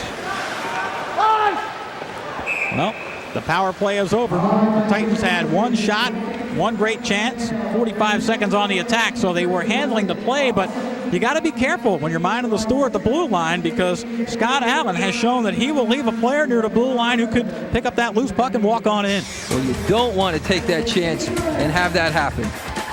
We have a timeout, 11:05 to go in the second period.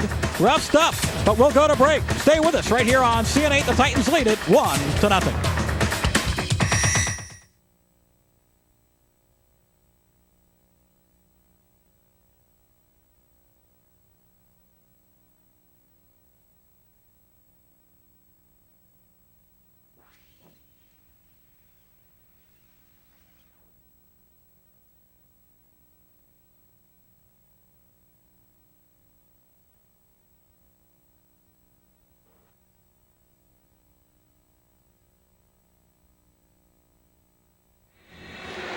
Welcome back here to Sovereign Bank Arena. Almost halfway through our action tonight. 11:05 to go in the middle period. The Titans leading it by a score of 1-0 on the second goal of the year by Chris Masters.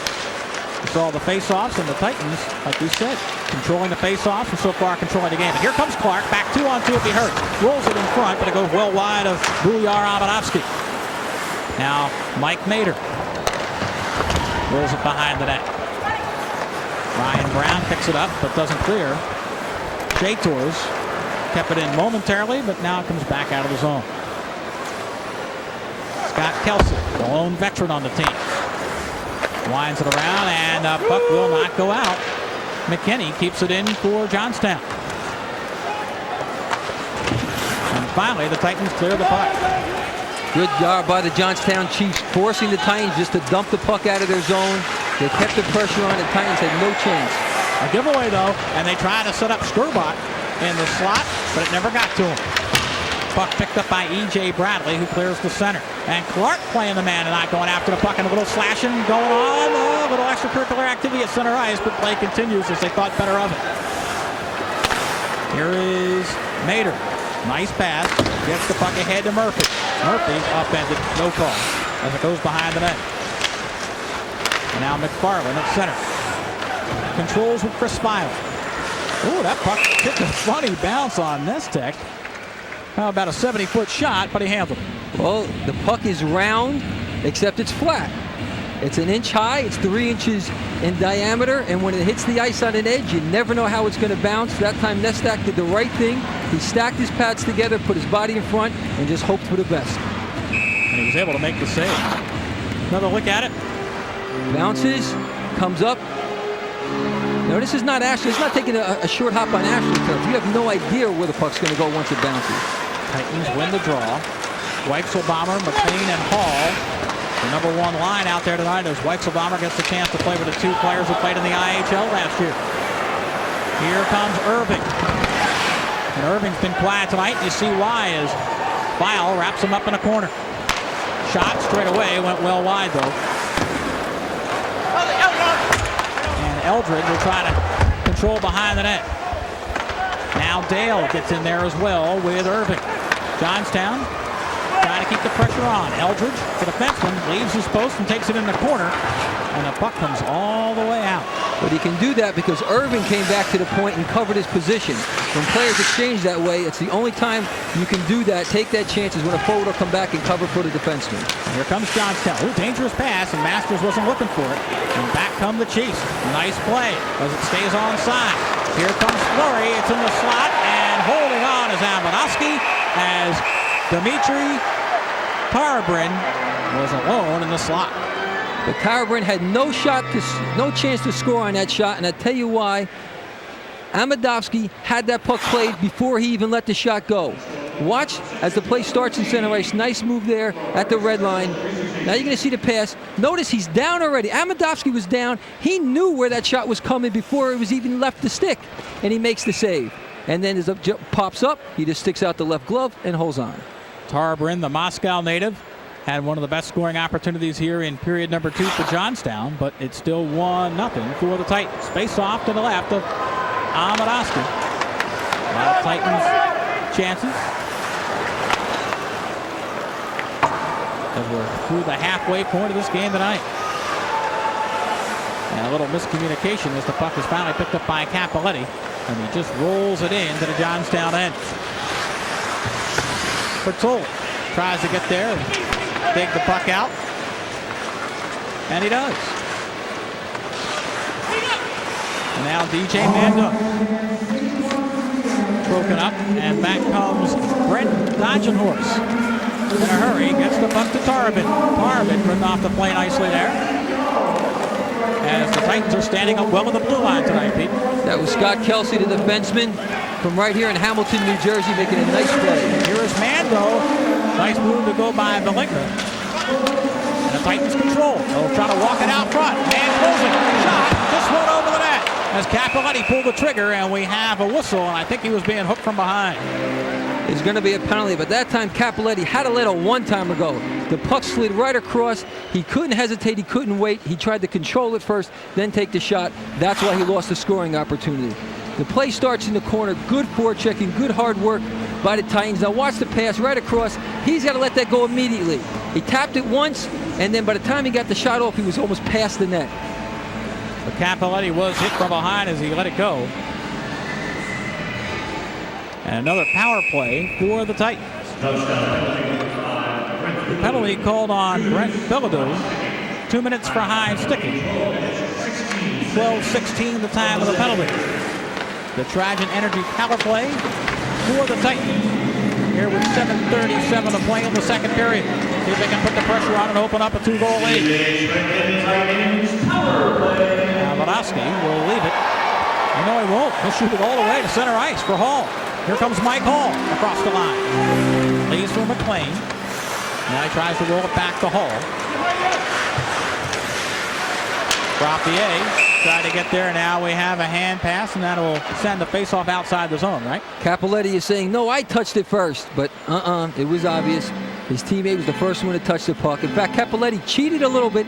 He caught it. You're supposed to drop it immediately. He took 2 strides, kind of dropped it as his momentum was carrying him forward, then tried to play the puck, but a teammate touched it first. The whistle will come outside, as you said, Nick. Now, Pete, would you call a delay or not at this level? Oh, no, not at any level. You just blow the whistle and take the face-off outside. I'm getting back at you for that hook that I wanted. 7:13 to go here in a 1-0 game for Trenton.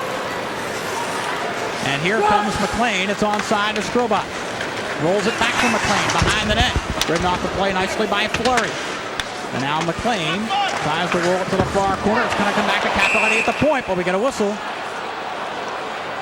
And we have a hook called that stops play, and I think it's going to be on DJ Mando.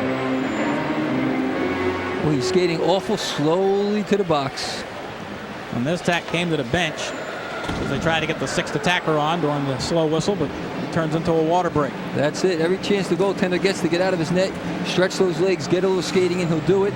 Notice how slowly he makes back to the net. Here we'll see the play in the corner. First, he's interfered with. That's the original interference. And then watch right there as Mando gets his stick inside the arm of the chief player and pulls him down. So Mando gets the gate. Pick up the 2-minute hooking penalty.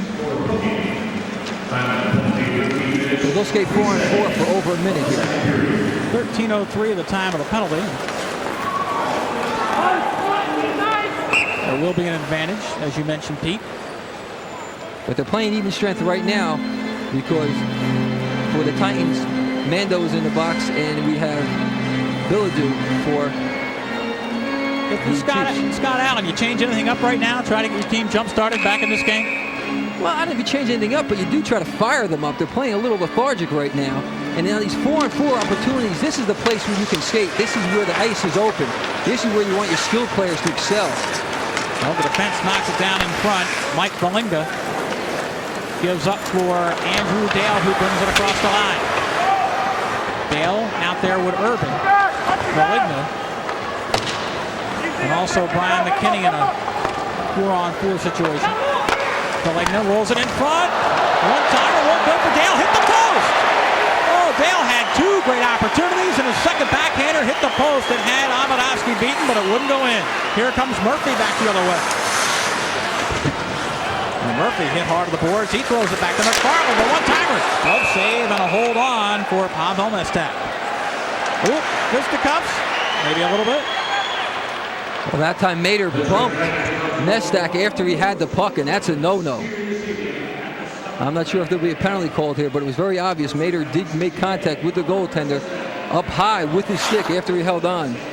But watch some of these saves. Well, good work in the corner, comes back out to the point. Andrew Dale with two good opportunities. Well, the first time Amadovsky makes the save. The second time, it's his good friend, the red pipe, right behind him, that makes the second save. Now watch McFarland's drive. Good save, and then watch the contact, boom, right there. Oh, but the stick came up, and that's where it looked like and we're going to see him go Jeff off right Sullivan there. Got hurt. He got cut right near the eye.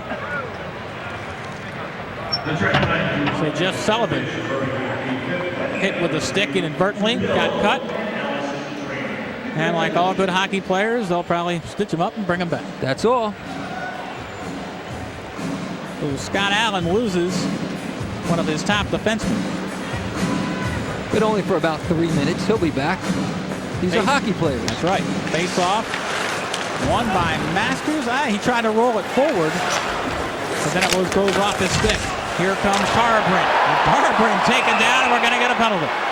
Oh, and somebody's bleeding real bad. Appears to be the Titans. I think it might be Corbett. Corbett's actually going to get a penalty because he initiated it. But as he did it, Chris File, but as he did it, the stick of the Chiefs player hit him in the head. And that's not a sight you'd like to see.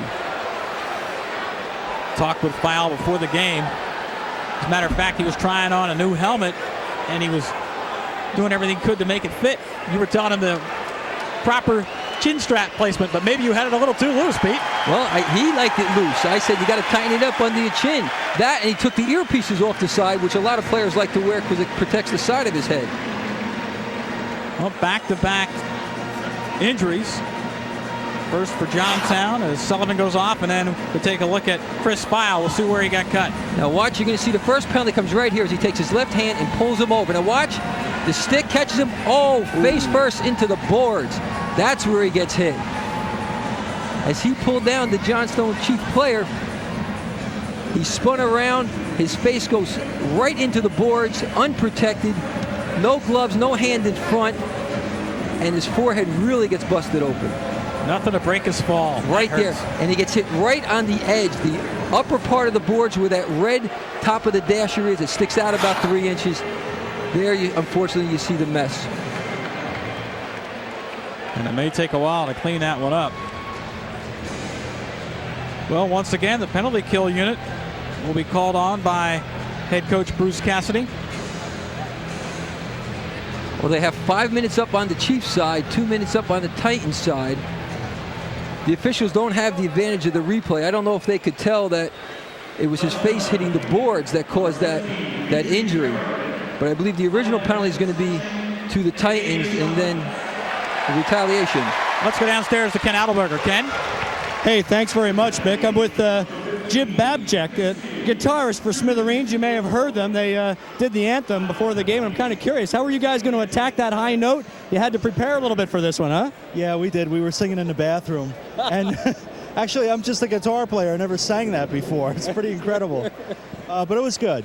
Always been a hockey fan, Jim? Always. Yeah, I was a Rangers fan when I was a teenager. But, you know, and I felt naked up there without my guitar. But anyway, yeah, my kids are into hockey. Our whole family is, even my wife, you know, she doesn't mind that we watch hockey all the time. So this is great. I'm going to come here more often, actually. Well, I think the Titans like to hear that. And a local guy to boot. Tell us a little bit about your new album coming out on Tuesday, I believe. Yeah, Tuesday, October 19th. It's our first album in 5 years. So I'm really looking forward to it because I think it's really good. I know a lot of people say that when their new album is coming out, like, oh, this is the best album we have coming out right now, but it really, truly is. Yeah, you guys have been together 20 years. Some ECHL franchise don't even last 20 years, and you've transcended time. Right. 20. I can't believe it's been 20 years, but I feel young, you know. 2 decades of musical brilliance, boys. Back upstairs. All right, thanks very much, Ken. And like I said, it was a great job tonight as You had those bombs bursting in air going off right during the anthem. That can really break your concentration. Well, the penalties have been handed out. And Johnstown will get a 5-minute slashing penalty. And a game misconduct was given to Dmitry Tarabrin, the Moscow native, as the fans get a chance to dance around a little bit as the ice gets attended to after the injury. Dimitri caught a bad break there because I think it was more the Titan player spinning around and crashing into the boards that caused that injury rather than anything in particular that Dimitri did. But you never look a gift horse in the mouth. 5-minute major, 2 minutes on the other side. The Titans will end up with a 3-minute power play. Well, hope you're enjoying what you see here tonight. Don't forget, we'll be back live at 7 p.m. Friday, November the 5th for Roanoke and Trenton. 10-game regular season schedule right here on CN8. And, of course, you can find out when any game is on CN8, or any show for that matter, by checking out the website at www.cn8.com.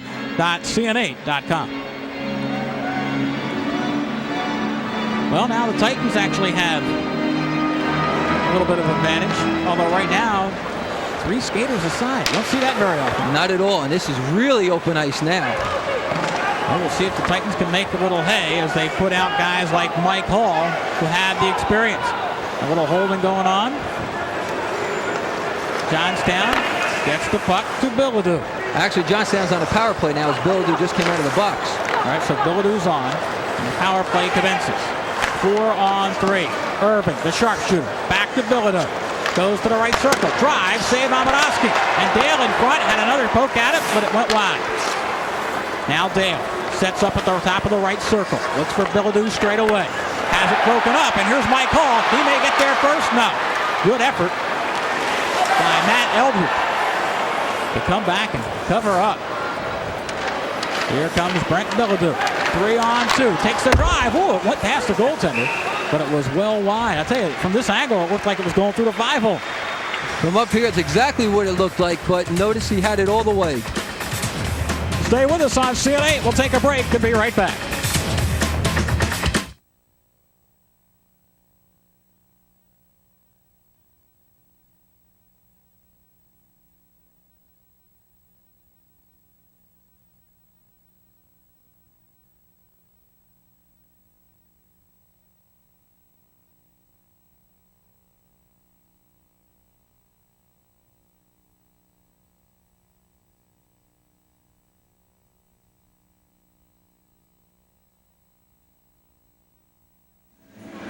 Welcome back to Sovereign Bank Arena.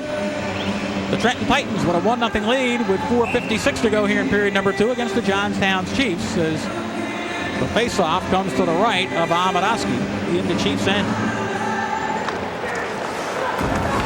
On the draw. Oh, right into the circle for a one-timer, and the shot went wide. Well, that time, easily they set up Dodgenhouse, but he pulled the trigger wide. That time, Dodgenhouse, a left-handed shot on the right wing, taking that pass, one-timing it. Didn't seem like he got good wood to the shot, and it whistled wide. Malinga tries to carry, gives up for a shot that was stopped by Amadowski, but the rebound kind of just went right in the slot, but nice job by the defense to clear people away. That was Chris Masters clearing that loose puck out from the slot. Johnstown keeping the pressure on. Dodgenhouse shot just went over the top of the net. Had Amadowski reaching for it. Now Dodgenhouse gives up for Bradley. The puck goes to Mater, but Trenton cannot control. 4 minutes to go here in the second period. Trenton leading 1-0, and now Ryan Brown steps on the control for the Titans. Yes! McFarland gives it away at the blue line. 2-on-1. They fake the shot, and a nice job by Brown to slide and knock it away. It's still loose in the slot. Johnstown poking at it, but they can't hit the handle. Sloppy play right there by the Titans. They're on a power play now for the next 2 minutes and 45 seconds. They can't afford to have giveaways in their own end. 0 for 6 tonight on the Trajan Energy power play are the Titans, and here comes the Titans. They try to roll it in front. Mando had to go off the sticks with a rifle bomber. and also Bertoli. And now this puck shot the length of the ice. No ice. It gets waved off. It's touched by Amidowski. Sergei Strobat behind his own net. Brings it out. 2:13 left on the advantage. Mando will give chase as it goes behind the net. Matt Eldred tried to clear, and now he does. Out there with Irving on this penalty kill for Johnstown, and Irving almost got it near the blue line. And he almost took it away. He did. Now, gives back, shot, save. Dale with a drive, and the rebound kind of came right back, and Amidowski was there to cover. Boy, that was a funny rebound. Good work by Irving. The shot by Dale goes off the back of the glass. Here's the sloppy play by the Titans. Giveaways in their own end on a power play. A Cardinal sin. Watch the quick shot. Hits him in the shoulder. Look at the presence of mind of Amidowski to turn around, feel that puck like a center fielder playing it off the wall, and captures the puck and holds on. Pete, I've seen plays like that where sometimes the puck will bounce and hit the goaltender in the back and go in. Giveaways, the Titans have given away 12 times to the Chiefs 13 tonight, so about even in that category. But that's the category that can really hurt you. Bradley on the draw, lost it for Johnstown, and Cappelletti almost lost it at the right faceoff circle. And now they send Hall away. Here comes Mike Hall, one-on-one shot. Ooh, just went wide. His chance of the rebound is in front, and it will not go in. The Titans with two great opportunities. There's a glove, and now the net comes off the mooring, and the whistle's called. Great chance for the Titans. A lot of pressure. That time they caught the Chiefs forechecking a little too deep. They were able to spring the wing. Elected to take the slap shot. Here you're going to see him. Mike Hall winds up with a big shot. Nestak gets a piece of it. Now look right there. He tries to bunt the ball. Excuse me, the puck. Mark Murphy. I got baseball on my mind. And then the backhand, another save, and the net comes off the mark, and that's where they blow the whistle. Two good opportunities. First on the slap shot. Rebound pops up. Notice right there, he just tries to push it. That's Mark Murphy, but couldn't quite make contact with the puck. The puck just comes out of the forward end, back to center ice for Hall. Will go back, and it's just behind him, but now he controls. Mike Hall looks for a little help, rolls it behind the net. Murphy will give chase. They try to set up Hall in front, and it just went wide. Now Hall on the backhand. Has the puck directed by Villadue, and we have a little holding and slashing going on back at the blue line. Cappelletti went down. He wanted no part, and we're going to get a penalty called. And I think it's going to believe on Brent Dodgenhorse. Nick, I didn't see what happened. It happened behind the play, but the Trenton player did not retaliate. He just took the blow, stayed on his knees, and because of that, discretion being the better part of valor, they get another power play. So while there's still 58 seconds left to go in the major penalty, now another 2 minutes is tacked on. Brent Dodgenhorse from Calgary, Alberta, sent to the box for 2 minutes. A slash at 18:10. 1:50 to go here in the second period. And another Trajan Energy power play opportunity for the Trenton Titans. And lightning strike twice for the Titans. They scored in the last minute of the first period. This is a golden opportunity to do that here in the second. Time to make hay. It'll be Hall and Mando, the forwards, along with Hale McLean, who's the sharpshooter. Bertoli back at the point, along with Cappelletti. Hall in the face-off circle with Dale, wins it back to Cappelletti. Holds the puck. Crosses for Bertoli. Bertoli looking. Back to Cappelletti. Closing. Rolls it in front. Hall shot. It was knocked away by Nestek. Now Hall closes from the right circle. Holds. Had it knocked off the stick. Pokes once, pokes twice, and the goaltender holds on as Nestek made the save, and the net did get dismoored, I guess is the right word. Well, even if that shot went in, the referee was going to wave it off because that net moved before the shot was even taken.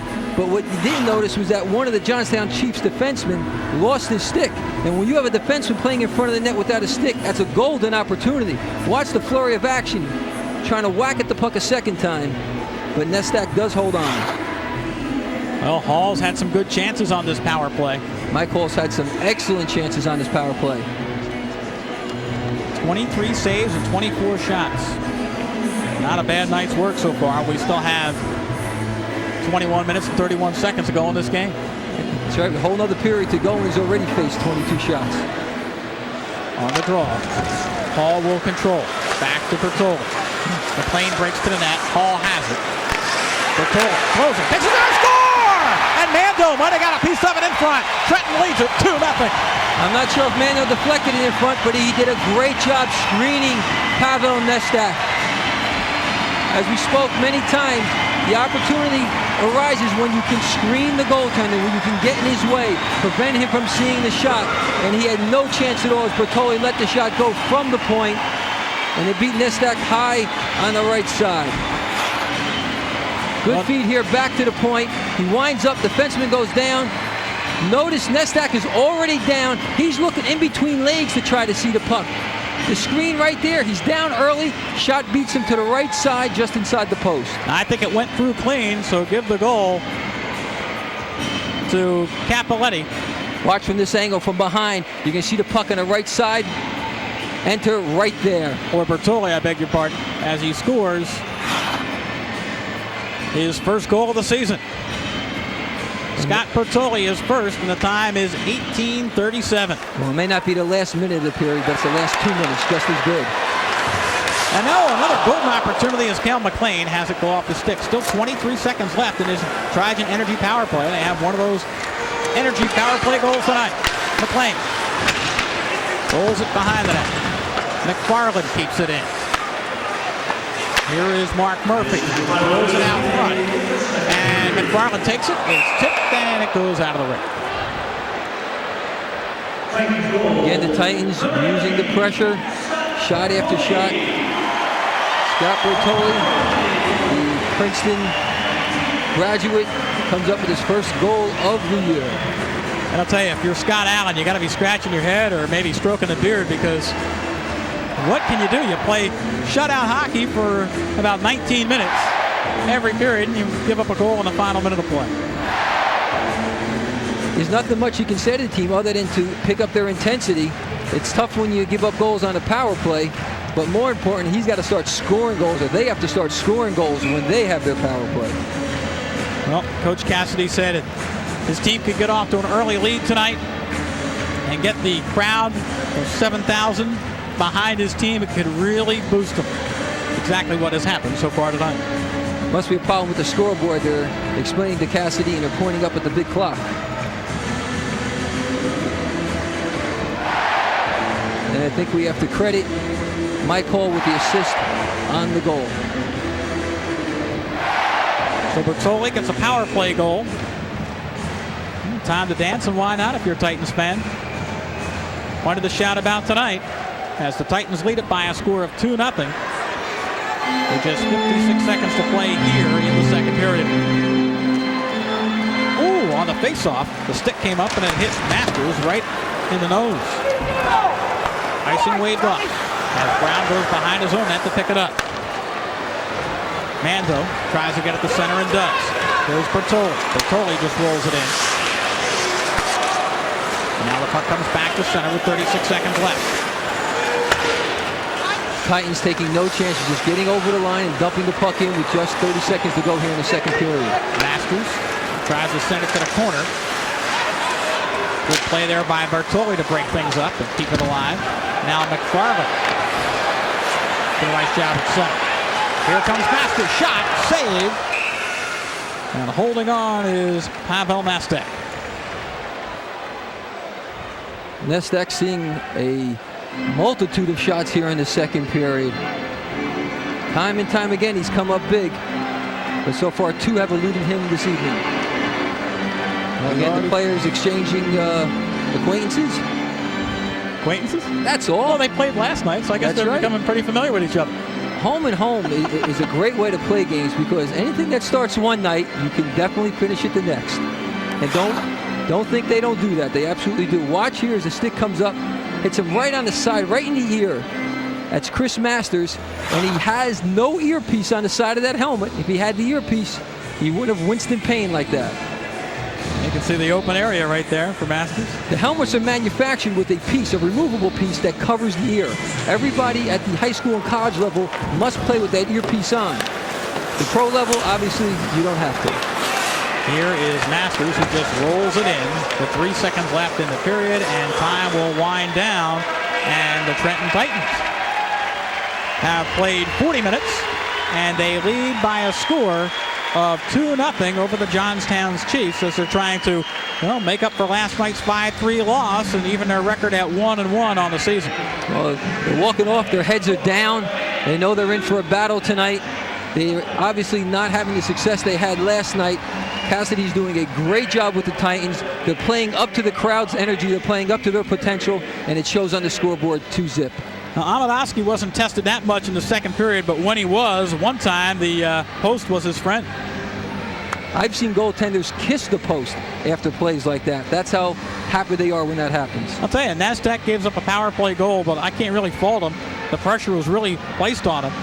Already facing 24 shots through 2 periods tonight. Well, not at all. I mean, neither goal can you fault Nasdaq. He's made some big saves tonight. He's the one who's kept his team in the game. Scott Allen makes his way into the Zamboni tunnel as his team trails by a score of 2-0. Let's go downstairs to Ken Adelberger. Ken. Thanks, Mick, very much. Scott, it's that deja vu thing all over again. Late goal, end of the period, down 2. Not out of the game by any stretch of the imagination. What do you ultimately have to do in the third? Well, we have to come out. We have to stay disciplined. We have to stay out of the penalty box. If we have any chance at all to get back in this game and hopefully win the game, we have to play 5-on-5 or get some power play time going. Go tell the boys. Thanks very much, Scott. Mick, back upstairs. All right, thanks very much, Ken. You heard the coach. They're not out of it yet. Expect a pretty spirited third period. Trenton leads it 2-0 over Johnstown, and we'll be back with more in just a moment here on CN8.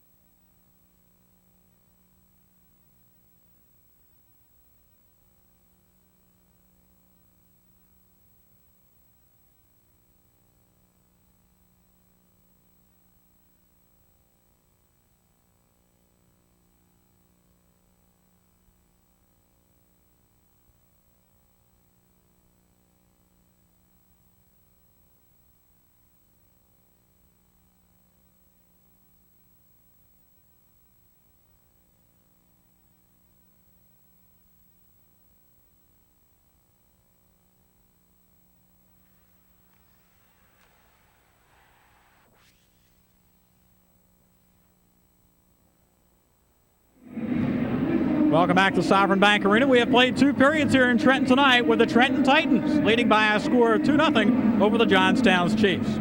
Well, now it's time for our U.S. Air intermission interview, and standing by with the Titans GM Brian McKenna is our own Ken Adelberger. Ken.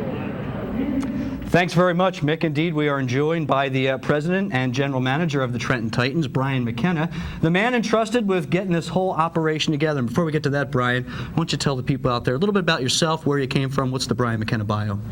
Well, prior to coming to Trenton and beginning this operation about 16 months ago, I had been 2 years in North Carolina. We had the Carolina Monarchs, the Florida Panthers, American Hockey League affiliate. And prior to that, I spent 4 years in the Ottawa Senators organization. So was there whenever the Ottawa Senators entered the National Hockey League and began play both on the sales and marketing side of the business first and the last 2 years in hockey operations. So I've had a little bit of a background in startups, and certainly has helped over the past year in trying to get prepared for this Trenton franchise. In 30 seconds, if that's possible, how does that happen? How do you start from nothing to what you have here tonight? Well, what we wanted to do first and foremost was build a strong business operation. So we began 15 months ago hiring our staff, selling our advertising sponsorship packages, and then first and foremost season tickets. At this level, season tickets are the lifeblood of a franchise. We wanted to make sure we had that solid base in place, and then beginning probably January, February of this year, we started to focus more then on the hockey side of the operation. But we've got over 5,000 season tickets. The public in this area has really taken to the Titans and supported us. We're thankful of that, and now the final piece of the puzzle begins tonight when we open here at home, and hopefully we'll be able to supply a great product for our fans to watch. Tell us about assembling a team, picking the players. How did that all evolve? Well, it's a combination. We had an expansion and dispersal draft from other teams in this league that operated last year. So we got a small pool of talent from there. We've got about 7-8 players from our affiliates, both the Philadelphia Flyers organization as well as the New York Islanders and Lowell Lock Monsters of the American Hockey League. And the balance of the players are guys we've gone out and recruited and signed ourselves. And most of the kids are first-year players coming out of college or Canadian major junior programs. And that combination, the three of those areas are what you'll see on the ice here tonight. How would you kind of characterize your team? I think up front we have a lot of speed. I think we're going to score some goals this year. We're still in a transition, I guess, to try to find out how good we are defensively, but we've got two top-notch goaltending prospects in Steve Valaket from the Islanders and Buhar Amadovsky from Philadelphia. So we think we're going to be very strong in nets and score lots of goals. It's just a question now of how we can tighten up the defense to make sure that we stay in every hockey game. Did you get any sleep last night? Not a lot. Got back from Johnstown about 3:30 this morning, and try to get into the office for 8 to get prepared for tonight. Well, this certainly has been a thrill. Trenton Titans hockey right here on CN8. Brian McKenna, best of luck to you all season long. I'm sure we'll be talking often. Thank you very much, Ken. My pleasure. Mick, back up to you. All right, thank you very much, Ken. And the intermission interview was brought to you by US Air, the official airline of the Trenton Titans.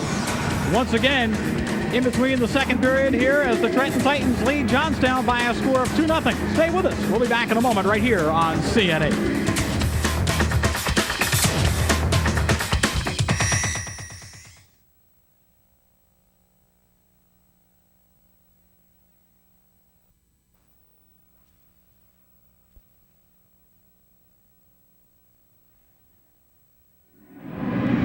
Welcome back here in Trenton tonight. Trenton Titans leading by a score of 2-0 over the Johnstown Chiefs in our first game ever here at the new Sovereign Bank Arena. Mick Monahan and Pete Caggiano. Hope you're enjoying the action tonight on CN8. And Pete, in that period, once again, the Titans were on a defensive a little bit early on as they had some power play minutes against them, but then they kind of picked things up and won on power plays of their own. And that's when they kind of turned this game around, I think. Well, it took a few minutes, probably until about the 15-minute mark of the second period, before they got their legs back.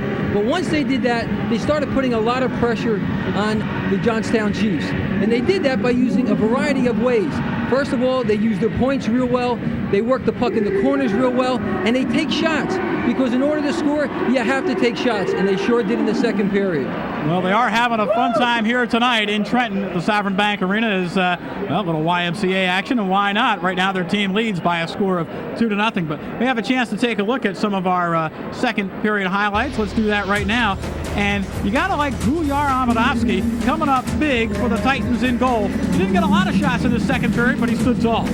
He stood tall when he had to stand tall, and this is a tough shot because it comes directly in the slot. But what I like about him, he's so calm and collected, just snatches the rebound right out of the air. And then, like you said, power play opportunities abound, and Murphy almost able to stick one in here right by the post. Oh, he was trying. The puck was about 4 feet off the ice. He tried to hit it out of the air, but was unsuccessful. And then the power play opportunities would continue for the Titans, and that's when they scored their second goal tonight. And right off the draw, like we said, when you control the draw, good things are going to happen. Absolutely. It worked. It gets worked to the point, back to the corner, and watch it now go back to the point. And Scott Bertoli uses defenseman as a screen. Defenseman goes down. The shot's high to the far side, and it's in the net. And the way it got tipped, it looked like Mando might have got a piece of it in front, but they say no. Bertoli gets the goal. It comes from Hall, and the time of the goal, 18:37. Like we said, again, the Titans scoring in like that final minute of play or just thereabouts, and that's what's really been a plus for them tonight. Now, let's take a look at the shots on goal. The Titans, 27-16. That's what I said before. Shoot the puck, it'll go in. and that's what they did. They did it in the first period. They did it in the second period. Also, faceoffs won 32-18. You control the faceoff, you control the puck. Power play shots again, 11-7. So like we said, if you control the faceoffs, good things are going to happen. And good things happen. When the Titans storm the net, like we know they can, the scoring chances are going to abound. No doubt about it. Well, whether it's hockey, soccer, lacrosse, basketball, everything happens at the hole. You have to go to the net. You have to go to where scoring is going to take place. The good players know that. The good players put themselves in a position to score. Well, a lot of people say I'm full of hot air. Nah, the blimp's full of hot air. And even a blimp is here at Sovereign Bank Arena tonight. Hope you're enjoying the action on CN8. The Titans lead Johnstown by a score of 2-0 as we played 40 minutes, but we still have 20 to go. So stay with us right here on CN8.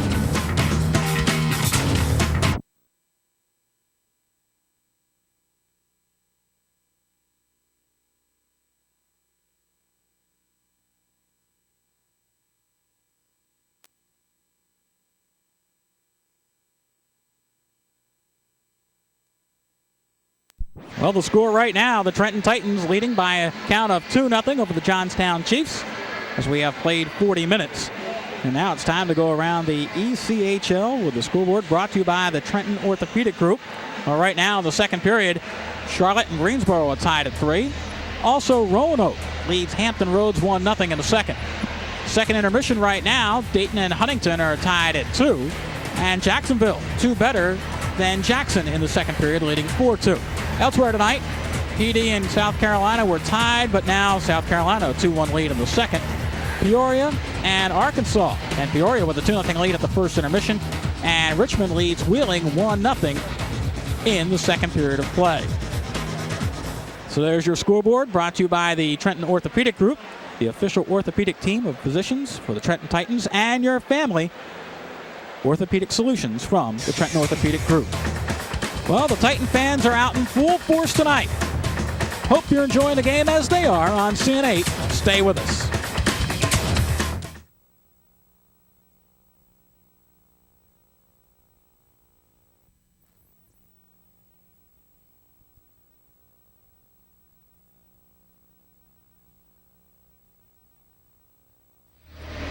Opening night of the Trenton Titans brought to you by St. Francis Medical Center, celebrating their 125th anniversary.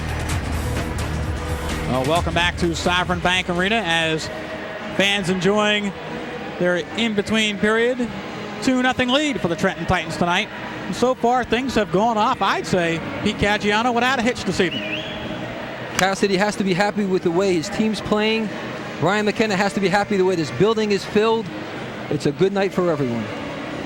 Now, also, we want to tell the Titan fans about a little bit of a competition going on, the Molson Canadian Molson Cup standings. And every time that the Trenton Titans are awarded a star of the game, be it a first star, second star, third star, they pick up points. And last night, Mike Hall was awarded a third star of the game, so he gets 1 point in the Molson Cup scoring standings. Of course, that's sponsored by Molson Canadian. And Hall has 1 point, but we may get more points tonight as some of the Trenton players are looking for some star of the game honors. Well, Clash is dancing right now. I vote for him for star of the game there. You can't do that. He tripped over the pyrotechnic box, and that's what delayed the starting lineup tonight. But come on, look at him. He looks great. Well, he has rocked out a little bit, I'll say that. That's what it's all about, having fun. Hey, don't forget, Roanoke at Trenton. See it live right here on CN8, Friday, November the 5th. East Coast Hockey League action in a big way here at Sovereign Bank Arena. Of course, you can check out our website to when all our games are on at www.cn8.com. Well, we're waiting the teams to come back for the start of the third period. Clash is still working the room. Pressing the flesh. We saw the politicians out for the ceremonial first puck drop tonight. He could run for office pretty soon. He's doing a heck of a lot better than they did. Well, it has been a festive evening tonight. Like we said, 7,850 and cotton candy, why not? I just hope they got those things to wash off with. Well, I'm watching his fingers. He licks the first one, the second one, now he goes for the thumb. That's the only way to get that stuff off your hands. And the other guy, he goes for the handle. Oh, look at this. Look at this. Now he's stuck. Now he doesn't know what to do. He breaks it in half and just shoves it in the old-fashioned way. What are you going to do? But he's on the move. See, he's in search of more. He's almost done. Well, here come the Titans as they lead this one by a score of 2-0 over Johnstown. And the Chiefs are out there as well, so buckle up for a very spirited 20 minutes to play just before us. Well, Mick, I expect the Chiefs to really come out this period. They've been a little complacent the first 2 periods. If they want to get back into this game, watch the first 2 or 3 minutes. That'll be the telltale sign. Well, let's go downstairs to Ken Adelberger. Ken. Thanks very much, Mick, with Titans head coach Bruce Cassidy. Bruce, we've seen some great goaltending thus far through 2 periods. That aside, this time of year, is the defense a little bit ahead of the offense? Well, in exhibition, I think our offense was ahead of our defense. We scored quite a bit, but tonight we're doing a good job. And a lot of penalties called both ways, so it makes it tough to get any flow going. But our guy's been solid in there, so is theirs. He's played some good game, or made some good saves, kept them in the game. But obviously tonight the defense is ahead of the offense by this 2-0 score. Up 2 goals. What's the mindset for the third? Well, we want to make sure we protect the league, but at the same time not go into a shell. Hopefully, if we can get the next one, we think that'll be the knockout punch. So that's our objective without giving up odd man rushes at the same time. Good luck over the final 20. Mick, Pete? All right, thanks very much, Ken. And Buyar Amadovsky had 2 shutouts, or rather 2 wins last year in the AHL. He's looking pretty good right now in the ECHL in game number 2 this season. Well, he's only 20 minutes away from his first victory in the ECHL this year, and he's doing a great job. He's done what he had to do as far as coming out to break down the angles. 5 shutouts last season. He's a smart goaltender. He's not big in size, only 5'9", 175 pounds. But as we've mentioned before, I've never seen a puck go through a player. So all he does is get his body between the puck and the goal, and he makes the save. Plus, he was an all-star last year in the ECHL, so Amadovsky with great credentials. But then it seems like the Flyers and the Phantoms have always had a history of great goaltenders, and they put him down here, give him a chance to play, and he's doing the job. Property of the Philadelphia organization is Amadovsky. And I'll tell you what, Pavel Nestek has played a pretty good game as well. He's the one who's faced 27 shots and made 25 saves. He's actually had more pressure than Amadovsky tonight. Been a very well played game from the goaltender's point of view. But right now, Trenton leads it by a score of 2-0. We have a little bit of delay here as the linesmen are using a squeegee to get some of the extra water that was laid on top of the ice. Hasn't quite frozen yet.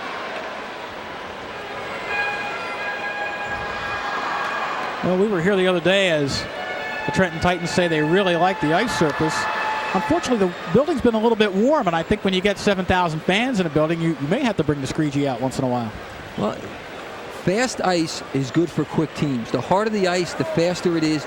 That is good for a quick skating team. If you're a slow plodding team and you like to take the body and you don't have the speed players, then you'd rather have the ice soft. Then you want the ice at about 30 degrees. If you're a quick skating team, you want the ice at about 22, 25 degrees. And that 5 to 7 degree change in the ice is the difference between hard ice and soft ice, difference between fast ice and slow ice. And the Titans like the hard ice. There's Bertoli, who had the power play goal just as the second period wound down at 18:37 to give his team a 2-0 lead. And for Bertoli, that was his first goal of the season.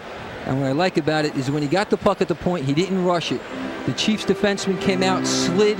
He knew he had to get the shot up in the air, took his time, let the slap shot go, and scored the goal. Masters and Dale on the opening draw here for the third period, and Johnstown will dump this puck in, and Ryan Brown, who's played a very steady game on defense tonight, controls behind the net. I heard Coach Cassidy say the defense was behind the offense, but that has not been the case tonight. Plays onside. Masters tries to roll it in front. And now Bertoli almost broke it up and threw it out front. Mando behind the net. Ripped wide for Bertoli, who has it on the backhand. Now Mando to the circle. Back to the point. McFarland drive. Knocked down by the goaltender, and it's loose. And once again, it is a shot by McFarland, and that goes wide. It's on the back of the net. Hand pass. Not in your defensive zone. You're okay. Okay. Here is Fleury across the line. Broken up by McFarland. Now Johnstown looks to set up a play. In danger of coming out. Flurry will keep it in. Behind the net. Oop, there is Irving. Backhand pass. Right in the slot, but nobody home. Philadu wasn't there, and the puck goes out of the zone. I tell you, I like the way that Irving always seems to be around the puck and always sends this. Just, even if he doesn't have a good shot, he puts it in the slot. He's a goal scorer. Back the other way, they'll roll it in on the net. Abadowski is there to knock it away. Valigna takes the drive, it's loose in front. One of the few times tonight the rebound has come right out in front of Abadowski. Well, that time Abadowski had to use his right shoulder. I don't know if he saw the shot real well, but was able to get his shoulder in the way to make the save. Titans want to clear, and they do. Trenton leads it by a score of 2-0. Just underway, 18-12 to go here in period number 3. Spence is on there, and he lost his stick. So he'll have to get a new piece of lumber. Nice hit there by Capoletti to knock down Mendel.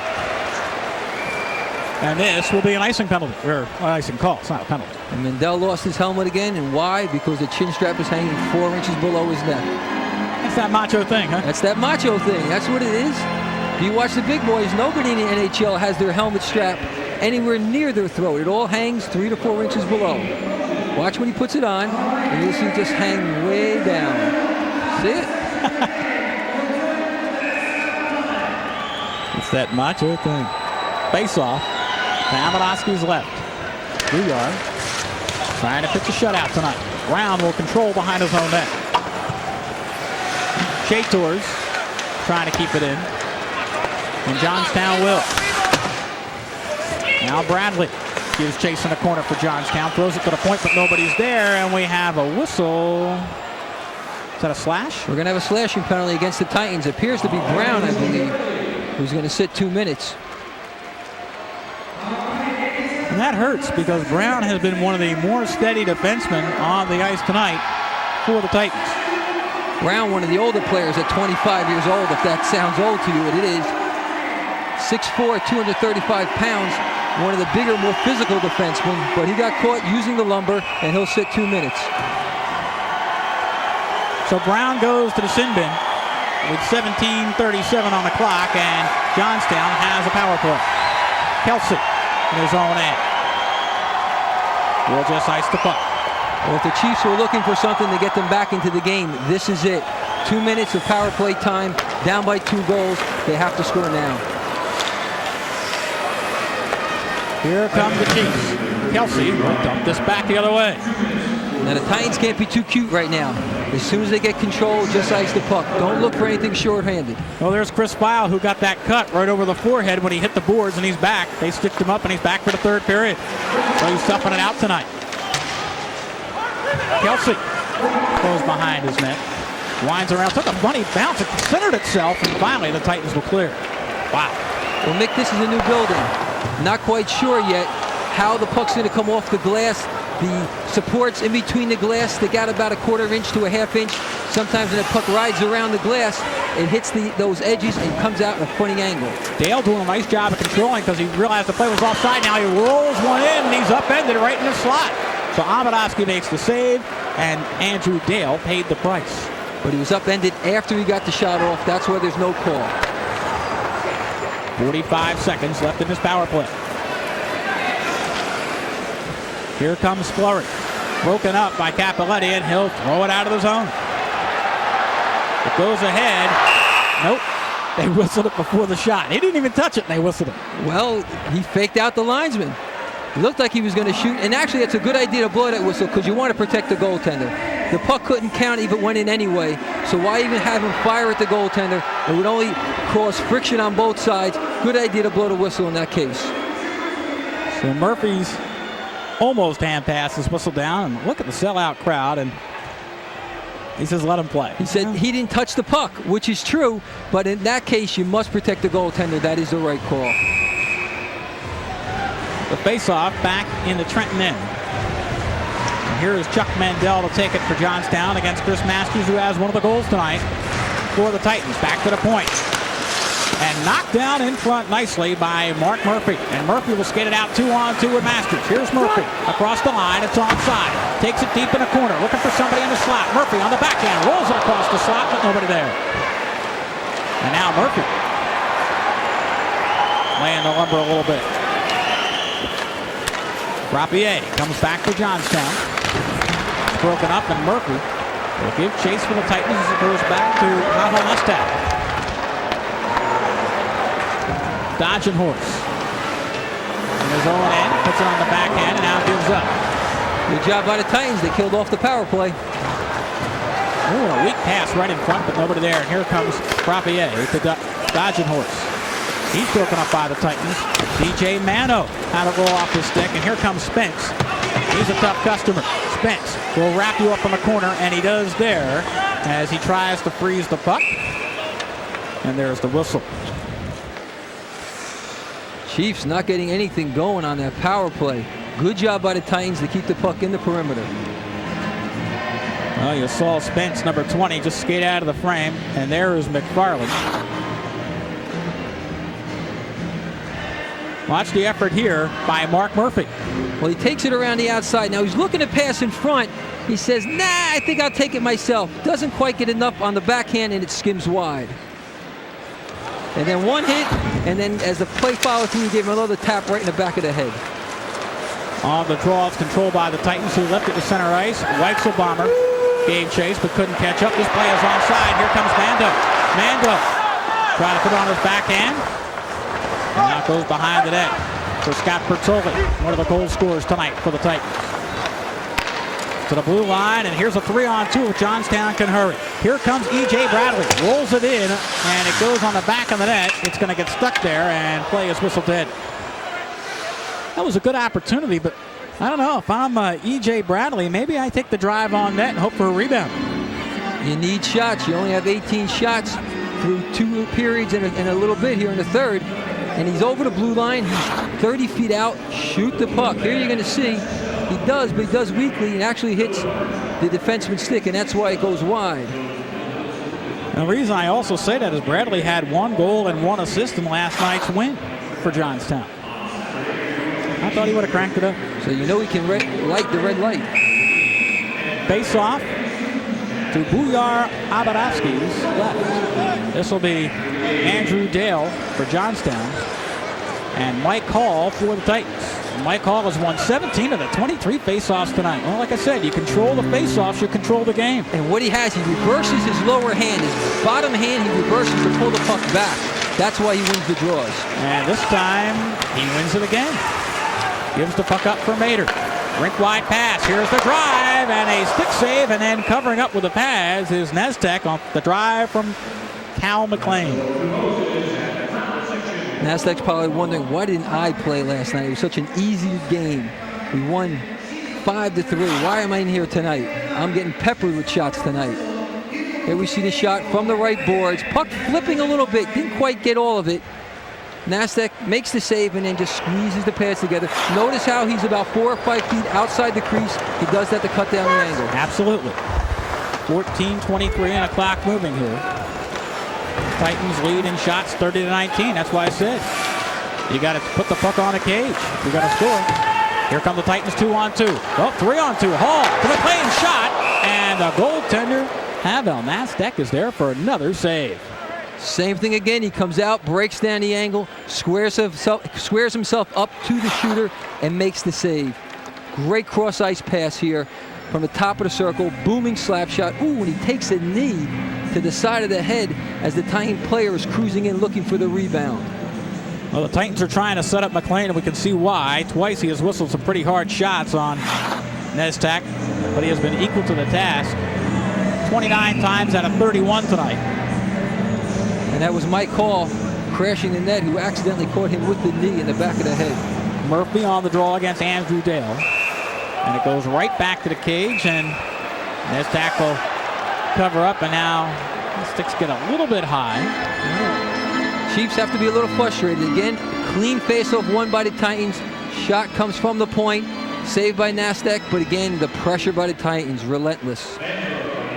Once again, there's the Chicago Blackhawk property. Chris File stitched up and back. Well, he took a nasty cut right where the helmet doesn't cover up. That's where he hit the dasher.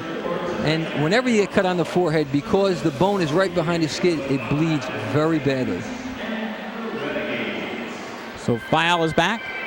He's back at the point. Murphy on the draw here for the Titans. Controlled, it goes back to foul, rolls it to the goal, and with a big glove, there is Nasdaq again. Pavel Nasdaq has been quite busy tonight. Same thing over and over again. Titans winning the faceoff, quick shot, Nasdaq makes the save. Well, he has played well enough to garner one of the stars tonight. And of course, the 3 stars are named at the conclusion of tonight's game. Titans lead it 2-0. Foul looking for another shot at the point. See if Murphy gets it back to him again. Kelsey's back at the left point right now, and they're going to throw somebody out of the circle. Well, first the defensive player must put his stick down, then the offensive player puts his stick down, then they drop the puck. Dodge and Horace will take the draw against Murphy. Won by Murphy. Back to File. File closes, and his backhander goes behind the net. 13:54, 2-0, the Trenton Titans tonight. And right now, Johnstown playing dump and chase. And Booyar Amadowski lost his goal stick. He's playing without a stick. I would think a defenseman would give him one. And Amadowski makes the glove hand play. Just a little chip shot, just snags it right out of the air. Usually in a situation like that, when a goaltender loses his stick, a defenseman will give the goaltender a stick. It's more important for the goaltender to have a stick. And then a forward will give a defenseman a stick. That's the chain of command for stick control. Kind of nonchalant. Like a first baseman. And he makes the play. So Booyar Amadowski been perfect tonight with or without a goal stick. Nick, I'm waiting for the cheers. I'm waiting for the boo, boo, boo cheers. I haven't heard them yet. For Booyar. Exactly. This fella's 13 minutes away from a shutout. It's opening night, Pete. They got to get those idiosyncrasies down a little bit. Give the fans time. They'll catch up. Titans look to clear. Kept in nicely by the Chiefs. Jason Spence. Spence behind the net. Watch for his stick to come up. And I'll tell you why in a moment. Trying to freeze the puck are the Chiefs. And here is Dodge and Horse. Now Spence trying to keep it free along the boards, but it will come out as Belinga can't control, and nice play by Nestek to get it back to neutral ice. Bertoli almost picked it up for Trenton. Players a little too close to each other, and the Chiefs can't start out. Titans have really controlled the center ice, doing a great job back checking. Now, defense is not just for the defensemen, it's for everybody. Here comes Hall, walking in, trying to stuff it, throws it out front. Nobody there. Johnstown wants to control it, can't. Back to the point. Bertoli, no. Kelsey's drive, knocked down. And here comes Shator. He shoots, and Ambarowski right there for the save. But notice when Shator came in, it was a 1-on-4. Well, we'll be back in just a moment. Titans lead it 2-0.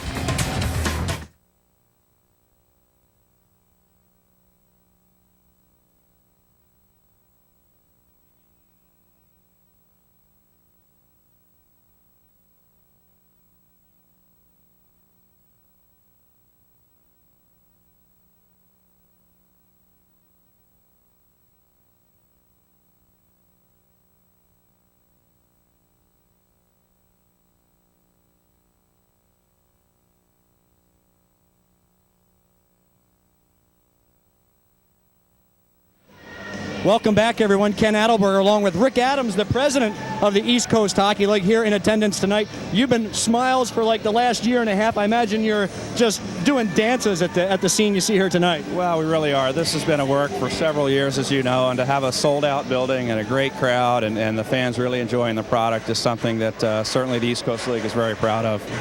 Rick, what kind of shot is this to the ECHL to have a franchise here? Well, we think it'll really help us, particularly up in this area. We've got new teams going into Atlantic City and Reading, Pennsylvania, and a building coming into Bridgeport. So we think Trenton will serve as a real important center for those new teams coming in. Rick, thanks very much and congratulations. Mick?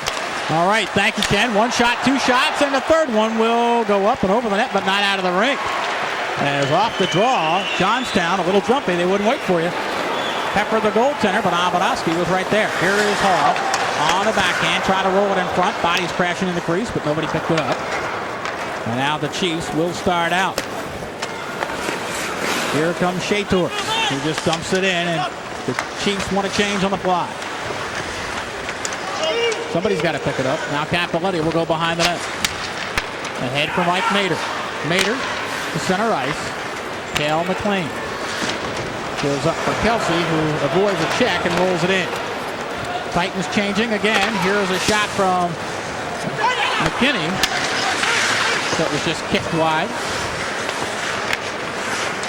Flurry behind the net.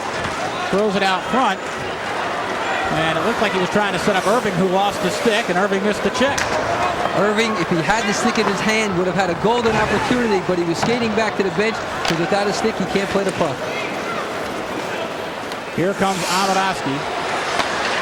He could be hit, and he shoots it away. Here comes a 3-on-1 if Trenton will hurt.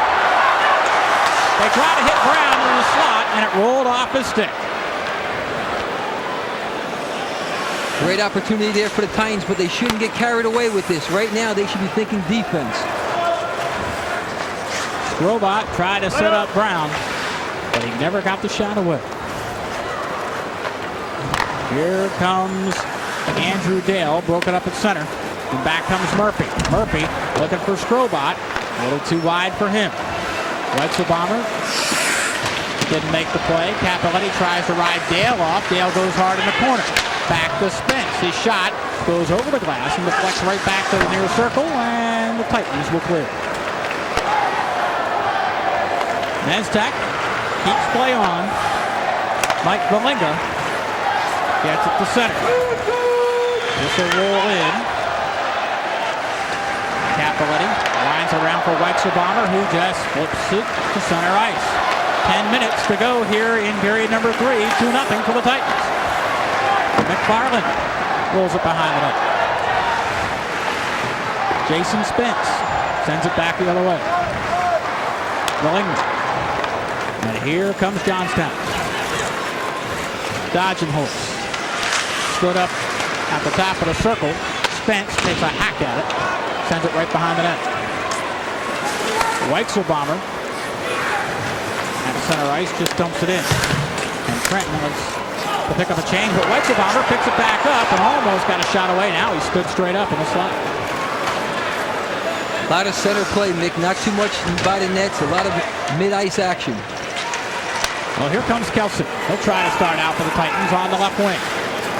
Goes rink-wide pass for McLean. He's going to get there first. Tries to center it. Shot, score! It tipped up and in and give the goal to Mike Mader. 3-0 Trenton. Mick, I said it before, if you want to score, you have to go to the hole. That time, Mike Mader crashed the net. He had nothing in mind other than get his body, get his stick moving in that direction, because when you do that, anything can happen. Cale McLean really makes a great play from the corner. It works all the way around. And it starts with Kelsey carrying it out. Third goal tonight given up by Pavel Mestek. And once again, he had a player on the doorstep, kind of unchecked. And you'll see the deflection go right up and in. Quick pass from the outside. I can't tell whether that shot went off his stick, his leg, his skate, somewhere on his body. But as long as he made no concerned effort to direct it with other than the stick, the goal will count. So Mader gets the goal. And Trenton now leads it by the score of 3-0. Well, they gave it to Cale McLean.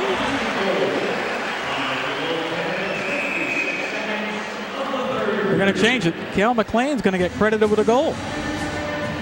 Well, they may change it down there because a player never wants to take a goal that doesn't belong to him. Well, we'll see if that does get changed. Looked like Mader deflected it in front. Regardless, 3-0. As the Titans lead it with 8:46 to go. Here comes Hall, almost on his backhand, out of break. And Coach Cassidy said all he wanted to do was get the third goal. Once he got the third goal, he said he'd feel confident. Well, confidence is going to build, and they do credit that goal to Cale McLean, his first of the year. Write it in pencil, Mick. I think you may see a change. Here is Murphy. Breaks in. Oh, nice sweet check to knock that away. Good play by Brian McKinney to stop the breakaway. Diving play by Brian McKinney. Saved the goal right there. Strobot dumps it in. Sullivan sends it back. Now McFarland going to play dump and chase. Slow whistle is waved off.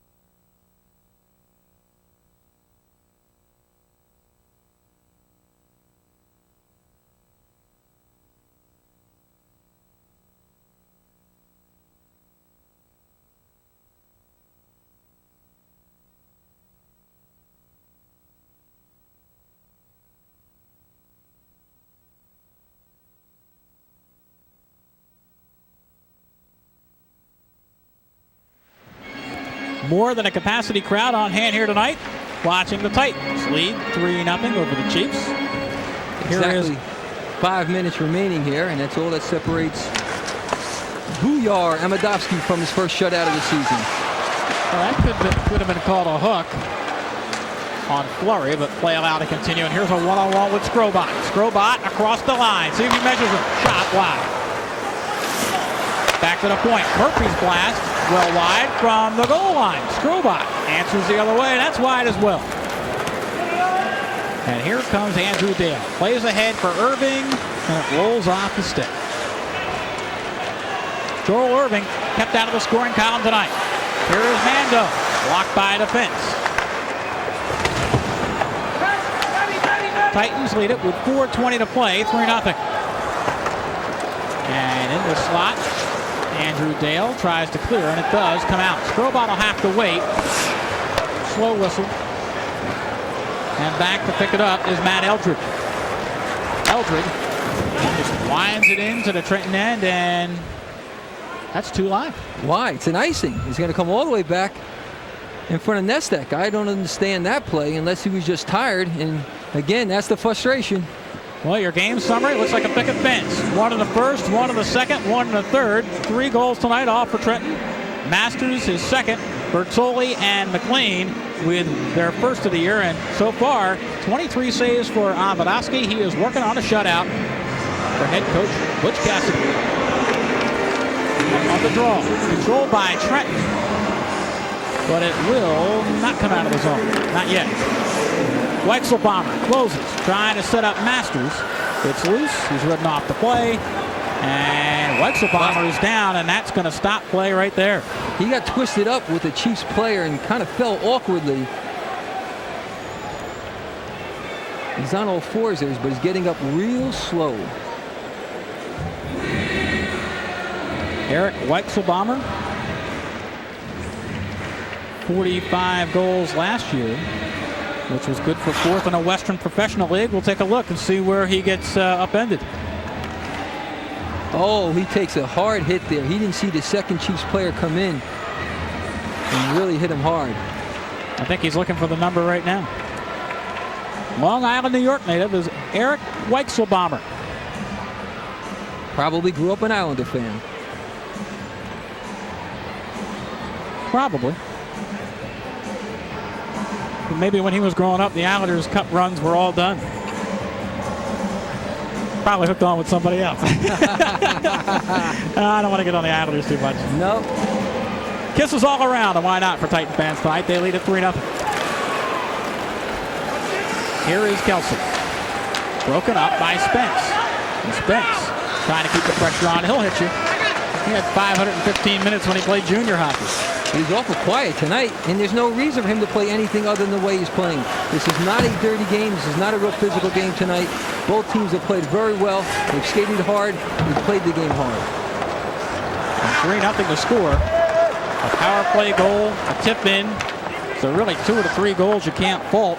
Pavel Nestak, and goal tonight for Johnstown. Chiefs trying to come out. And here is Chuck Mendel. And Hall has it, or rather File, and his shot goes off the stick of Nestak. Mader's still hitting out there. You can hear it from up here. 2:48 to go. And McFarland looking to come out of his own end for the Titans. Here he comes. Ian McFarland rolls it ahead for Mader, and now we have the whistle. What I think you're seeing right now, Mick, is the fact that the Johnstown Chiefs, the game last night must have taken a lot out of them, more than what it took out of the Titans, and also the ride back. McKenna said he didn't get back until 3 in the morning. I don't think the players got back any earlier than that, so they only got a few hours sleep before today's game. You were talking to a lot of the Titans downstairs before tonight's game, and you asked them, anybody come by for the optional skate today? And almost to a man they said, no. No, we slept. And the extra rest, I guess, has paid off for the Titans tonight as they lead it 3-0 with 2.5 to play as that puck gets tipped out and goes into the Titans bench. Game number 1 of 10 on the Titans' regular season schedule. Hope you're enjoying the action tonight on CN8. And we talked with Coach Cassidy. We'll talk to him after the game tonight. But when we talked to him earlier in the week, he says he's really enjoyed working with Brian McKinnon and putting his own personal stamp on this Titans team. Well, play continuing here. Could have been an upended trip call, but play allowed to go on. Murphy won't let Johnstown come out. Barlin keeps it in at the point. Rolls it toward the net for Murphy. Murphy crossing for Brown. Shot. Oh, had Mando in front, and it went wide. Second time Mando's on the doorstep. Here he is again. Mando tries to roll it over the glove and couldn't. Good sprawling save by Nezdak. And Nezdak just got a piece of that one, too. McFarland at the point. Won't let it come out. Titans keep the pressure on. And now McFarland will control the center ice, and the crowd gives a good hand to the Titans. Nick, it's hard to pick a guy who's lit up 3 goals as one of your stars of the game. But I got to tell you, Nezdak has to be one of them tonight. I would agree. Well, another look at the saves by Pavel Nezdak. And look at Mando right there. He leaps to the left, sticks out the glove, makes the save with the left arm, then acrobatically has to do the splits and stick out the right stick to make the save on the second shot. Nezdak has 36 saves and 39 shots. That's a good night's work. That's a good 2 games work. Absolutely. 1:30 to go. And if this game goes true to form, right about now, the Titans score a goal. As they scored 38 seconds ago in the first and about a minute and a half to play in the second. Titans lead at 3-0 as they look to equal their record at 1-1 this season. And Amadowski will hold on. 5 shutouts last year, looking for number 1 in 1999. Well, he's earned it tonight. He's played flawlessly. He's come up big the few times when he was challenged. I just want to see what he's like after the game. I want to see how happy. Most goaltenders are calm and cool now, but once they get into the locker room after a game like this, they're all smiles. Well, his defense has done a great job in front of him tonight, and the forwards have come back and played pretty well, too. Well, that's the whole key. It's not just the defensemen. It's all 5 players out there that play defense. Last minute play in the third period, and Weichel Bomber sends it into the Johnstown end.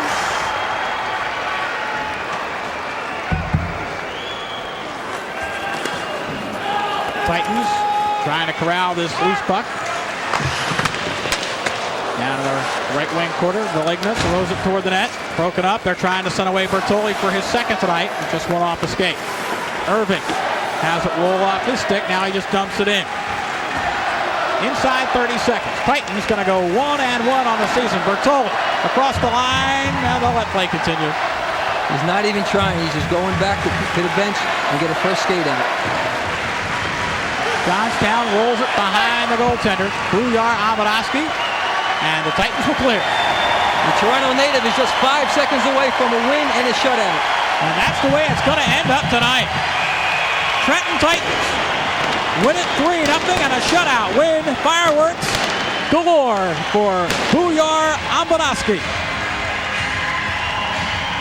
That's that goal-scoring chant. Goaltenders can't do it because they don't score goals, but when they have shutouts, they wave the stick, they throw their arms in the air. That's what it's all about. Well, last night, he allowed 5 goals on 32 shots. Tonight, he faces 23 shots, and he pitches the shutout. Well, he had good support all the way around, and Chris Masters started the scoring. Got the goal at 19:21 in the first period. And then Scott Bertoli added a power play goal in the second. And then Cale McLean finished off the scoring at 10:56 in the third period. 3-0 your final tonight. Stay with us. We'll be back with post-game interviews in a moment here on CN8.